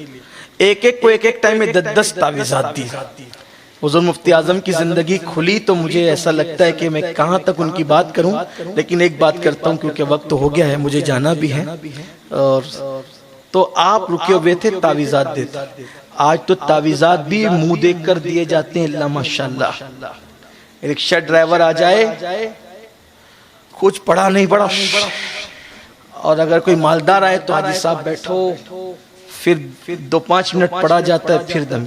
ایسے سب نہیں ہیں، لیکن اللہ رحم فرمائے۔ مفتی اعظم تھے، ان کے یہاں سب ایک جیسے تھے، امیر غریب میں کوئی فرق نہیں، غریب پرور پیر تھا وہ۔ میں نے ان کے دیکھنے والوں کو دیکھا ان کے ساتھ، بلکہ جو بڑے بڈھے مجھے ملتے ہیں مفتی اعظم کو دیکھنے والے، تو میں ان سے ہی کہتا ہوں کچھ نیا دیکھا ہو تو بتاؤ، تم نے خود دیکھا ہو تو بتاؤ۔ ایک صاحب نے مجھ سے کہا سید صاحب کیا بتائیں آپ کو، وہ کہتے ہیں کہ ایم پی کے بڑے میاں ملے تھے، رو پڑے وہ، بولے میری بڑی غریبی تھی، میرے کپڑے پھٹے ہوئے تھے اور میرا بڑا ٹوٹا پھوٹا سا مکان تھا۔ ایک مرتبہ میں نے کہا حضرت میں غریب ہوں، میرے گھر چلیے، میرے گھر آئے تو دیکھا کہ ایک دم چھوٹا سا مکان ہے، مجھے میرے ہاتھ میں چپکے سے پیسے دیتے ہیں، فرمایا گورانی مرغی بنانا، تم بھی کھانا، اپنے بچوں کو بھی کھلا لیں، پیسے دے کر کے۔ گورانی مرغی کھانے والے لوگ تو آپ کے گھر آئے ہوں گے، لیکن خود جیب سے پیسے دے کر کے ذرا غریب تو بھی کھا لینا، یہ بہت بزرگ ہیں، لیکن بزرگ تو سبھی ایسے ہوتے ہیں، لیکن آپ نے مفتی اعظم بیان کرنے بٹھایا ہے تو میں بیان کرتا ہوں، آپ کو اس کو غلط مطلب مت لینا میرے بھائی۔ تو آپ تعویذات دیتے تھے، 10 تعویذ، 20 تعویذ لوگ لے کے جاتے تھے، اور ظاہر سی بات ہے نا کہ پھر مفت کے مال میں تو پھر ظاہر سی بات ہے آدمی تو چوڑا ہوتا ہی جاتا ہے نا، پھر یہ بھی اور پھر وہ بھی اور پھر وہ بھی، سبھی یاد آتے ہیں۔ حضور مفتی اعظم رات کے 2-2 3-3 بجے تک تعویذ لینے والوں کی قطار لگی رہی۔ اچھا مفتی اعظم ایسے پیر تھے، ایسے آدمی تھے، حضور کی سنت پر ایسا عمل کیا، انہوں نے زندگی میں کبھی کسی سے کچھ مانگا نہیں، کھانا بھی نہیں مانگتے تھے، گھر میں بھی نہیں مانگتے تھے کھانا، مریدوں میں بھی نہیں مانگتے تھے۔ اگر بھوک لگ جائے تو کیا کہتے تھے، اچھا میاں آپ کھانا کھائیں گے، تو لوگ سمجھ جاتے تھے حضرت کو، اچھا آپ چائے پیئیں گے، ایسے اس طرح سے آپ کہتے تھے، آپ کی عادت تھی، تو مانگا نہیں کسی سے۔ تو وہ رکے تھے قیام گاہ پر، رات زیادہ ہو گئی، تعویذ لینے والے تعویذ لے کے گئے۔ حضور مفتی اعظم فرماتے تھے کہ جب میں اپنے کمرے میں اکیلے رہوں تو اجازت کے بغیر کوئی آیا نہ کرے۔ اب تعویذ لینے والے تعویذ لے کے چلے گئے، جس کے گھر قیام تھا حضرت چلے گئے کمرے میں۔ حضرت کے کمرے میں جانے کے بعد میزبان کو خیال آیا، ارے آج رات کا کھانا تو حضرت نے کھایا ہی نہیں، نہ مانگا نہ کھایا نہ ہم نے کھلایا۔ اب وہ چلے گئے کمرے میں، کمرے کا دروازہ جو ہے وہ بھیڑ دیا گیا۔ اس نے سوچا آپ کھائیں گے نہیں، کیونکہ چند گھنٹے بچے ہیں فجر میں، کچھ کھائیں گے تو نہیں۔ تو اس نے کیا کیا، کچھ کھلانے سے اچھا ہے ایک دودھ کا گلاس گرم کر کے دودھ دے دو۔ اس نے خود ہی دودھ گرم کیا، اور دودھ گرم کر کے حضور مفتی اعظم کے کمرے میں جذبات سے لے کے داخل ہو گیا۔ حضرت فرماتے تھے جب میں اکیلے رہوں کمرے میں، اجازت کے بغیر کوئی نہ آیا کرے، اور ایسا ہوا کہ وہ جذبات میں اندر گھس گئے۔ جیسے ہی اندر گھسے تو کیا دیکھا کہ کسی نے مفتی اعظم کا مرڈر کر دیا، کسی نے مفتی اعظم کا مرڈر کر دیا، جسم کے ٹکڑے ٹکڑے کر دیے۔ وہ تو چیخ کے بے ہوش ہو گیا، پتہ نہیں کیا احساس ہوا ہوگا بندے کو، کیا میں کیا منہ اٹھا کر کے صبح لوگوں سے کہوں گا کہ میرے گھر میں اہل سنت کی اتنی بڑی امانت قتل ہو گئی، ٹکڑے ہو گئے اس کے، کیا جواب دوں گا میں لوگوں کو؟ تاجدار اہل سنت کوئی معمولی ہستی تھوڑی، محدث اعظم جس کو اپنے وقت کا ایسا عالم کہے جس کی اطاعت کی جائے، سید العلماء جسے مفتی اعظم کہیں، ان کے مرشد حضور ابو الحسین احمد نوری جسے اپنے وقت کا ولی کامل کہیں، پیدا ہونے کے دن کے ولی کامل، 6 مہینے کی عمر میں جس کو مرید کر کے خلافت بھی دے، اجازت بھی دے۔ سنت کی معتبر خانقاہوں کا مزاج یہی رہا، اور ابھی بھی الحمدللہ ہے، ورنہ آج کل تو حال یہ ہے کہ کسی کے گھر گئے تو پھر جو بھی ہے، کیا چھوٹے مجھ سے بڑی بات تھوڑی کہہ سکتے ہیں، اپنی اوقات میں رہ کے بات کریں۔ بہرحال بات یہ کہتا ہوں، آج کل تو میرے بھائی چرسیوں کو خلافت، گنجڑیوں کو خلافت ملے، بال عورتوں کی طرح پیچھے لٹک رہے ہیں، کالے پیلے کپڑے ہیں، خلافتیں مل رہے ہیں۔ اللہ رحم فرمائے کیا حال ہو گیا. ایک دور وہ بھی تھا محبوب الہی سے کسی نے کہا حضرت امیر خرد کو خلافت دے دے. کہا اس کو بولو جاؤ پہلے پڑھے لکھے، پڑھ لکھ کر آئے پھر دیں. یہ حال تھا. ایک مرتبہ بابا برہان الدین غریب نے چادر ڈبل کر کے بچھائی، ڈبل چادر، اور اس پہ بیٹھ گئے. محبوب الہی نے فرمایا تجھے سلسلہ چشتیہ خلیفہ ہونے کا حق نہیں، تو ڈبل چادر پہ بیٹھتا ہے. آپ کیا سمجھتے ہیں خلافت کیا تھی کیا ہو گئی؟ انا للہ و انا. اور میں اللہ کی قسم کھا کے کہہ رہا ہوں میرے ذہن میں کوئی ٹارگٹ نہیں ہے، میں کسی بندے کو ٹارگٹ کر کے تقریر کرنے کو حرام سمجھتا ہوں. جنرل بات کر رہا ہوں، اس کو کوئی آپ غلط مت لیجیے گا. لیکن اگر مجمع میں کوئی شرابی بیٹھا ہو اور شراب کے خلاف تقریر ہو تو کوئی بولے کہ یار ہمارے خلاف، آپ کے خلاف نہیں بولا بھائی، شرابی کے خلاف بولا. تو حضور مفتی اعظم کے پیر و مرشد نے 6 مہینے کی عمر میں ان کو خلافت دی تھی، منہ میں انگلی ڈال کر کے. تو مفتی اعظم کے ٹکڑے ٹکڑے، وہ بندہ بے ہوش ہو کے گرا، ہاتھ کا دودھ کا گلاس چھوٹا، اور تھوڑی دیر ہوئی کہ مفتی اعظمین علیہ رحمہ کی گود میں اس کا سر تھا. آپ سر سہلا رہے تھے، آنکھ کھلی، حضرت آپ حیات ہیں؟ الحمدللہ میں حیات. ہوا کیا میرے بچے؟ کہا حضرت میں نے آپ کے ٹکڑے ٹکڑے دیکھے. مسکرا کے کہتے ہیں دودھ میرے مقدر کا نہیں تھا، وہ قالین کی تقدیر کا تھا، قالین نے پی لیا. لیکن میرے بیٹے تو بغیر پوچھے آیا کیوں؟ کہا حضور میں تو محبت میں آ گیا، لیکن حضرت آپ کے تو ٹکڑے ہوئے تھے، آپ صحیح سلامت کیسے ہو؟ فرمایا حاجی صاحب میں قتیل عشق مصطفیٰ ہوں، میں قتیل عشق مصطفیٰ ہوں، روز جیتا ہوں روز مرتا ہوں. میں قتیل عشق مصطفیٰ ہوں، روز جیتا ہوں روز مرتا ہوں. میرے بچے لیکن تجھے اللہ کی قسم دے کر کہتا ہوں جب تک میں حیات رہوں یہ واقعہ کسی سے بیان مت کرنا. متقی بن کر دکھائے اس زمانے میں کوئی ایک میرے مفتی اعظم کا تقوی چھوڑ کر، اور مفتی اعظم کا ذرہ کیا بنا اختر رضا. مفتی اعظم کا ذرہ، مفتی اعظم کا ذرہ جس کو ہم نے دیکھا، مفتیہ جس کے جنازے میں بلا مبالغہ لاکھوں لوگوں کو ہم نے دیکھا، سروں کا سمندر دیکھا، جس کے تقوی کو دیکھ کے مفتی اعظم کا تقوی یاد آیا، جس کے فتوے کو دیکھ کر مفتی اعظم کی احتیاط یاد آئی، جس کے چہرے کی نورانیت کو دیکھ کر مفتی اعظم کے چہرے کی نورانیت یاد آئی، جس کی گفتگو کو دیکھ کر مفتی اعظم کی گفتگو یاد آئی، جس کا تسلف فی الدین دیکھ کر مفتی اعظم کو تسلف فی الدین یاد آیا. ہاں جس کی کسی کی رعایت نہ کرنا دیکھ کر مفتی اعظم کا لوگوں کی رعایت کرنا نہ کرنا یاد آیا. وہ کون تھا؟ وہ اپنے بارے میں خود کہتا ہے مفتی اعظم کا ذرہ، مفتی اعظم کا ذرہ کیا بنا اختر رضا، مفتی اعظم کا ذرہ کیا بنا اختر رضا. محفل انجم میں اختر دوسرا ملتا نہیں، محفل انجم میں اختر دوسرا ملتا نہیں. السلام علیکم.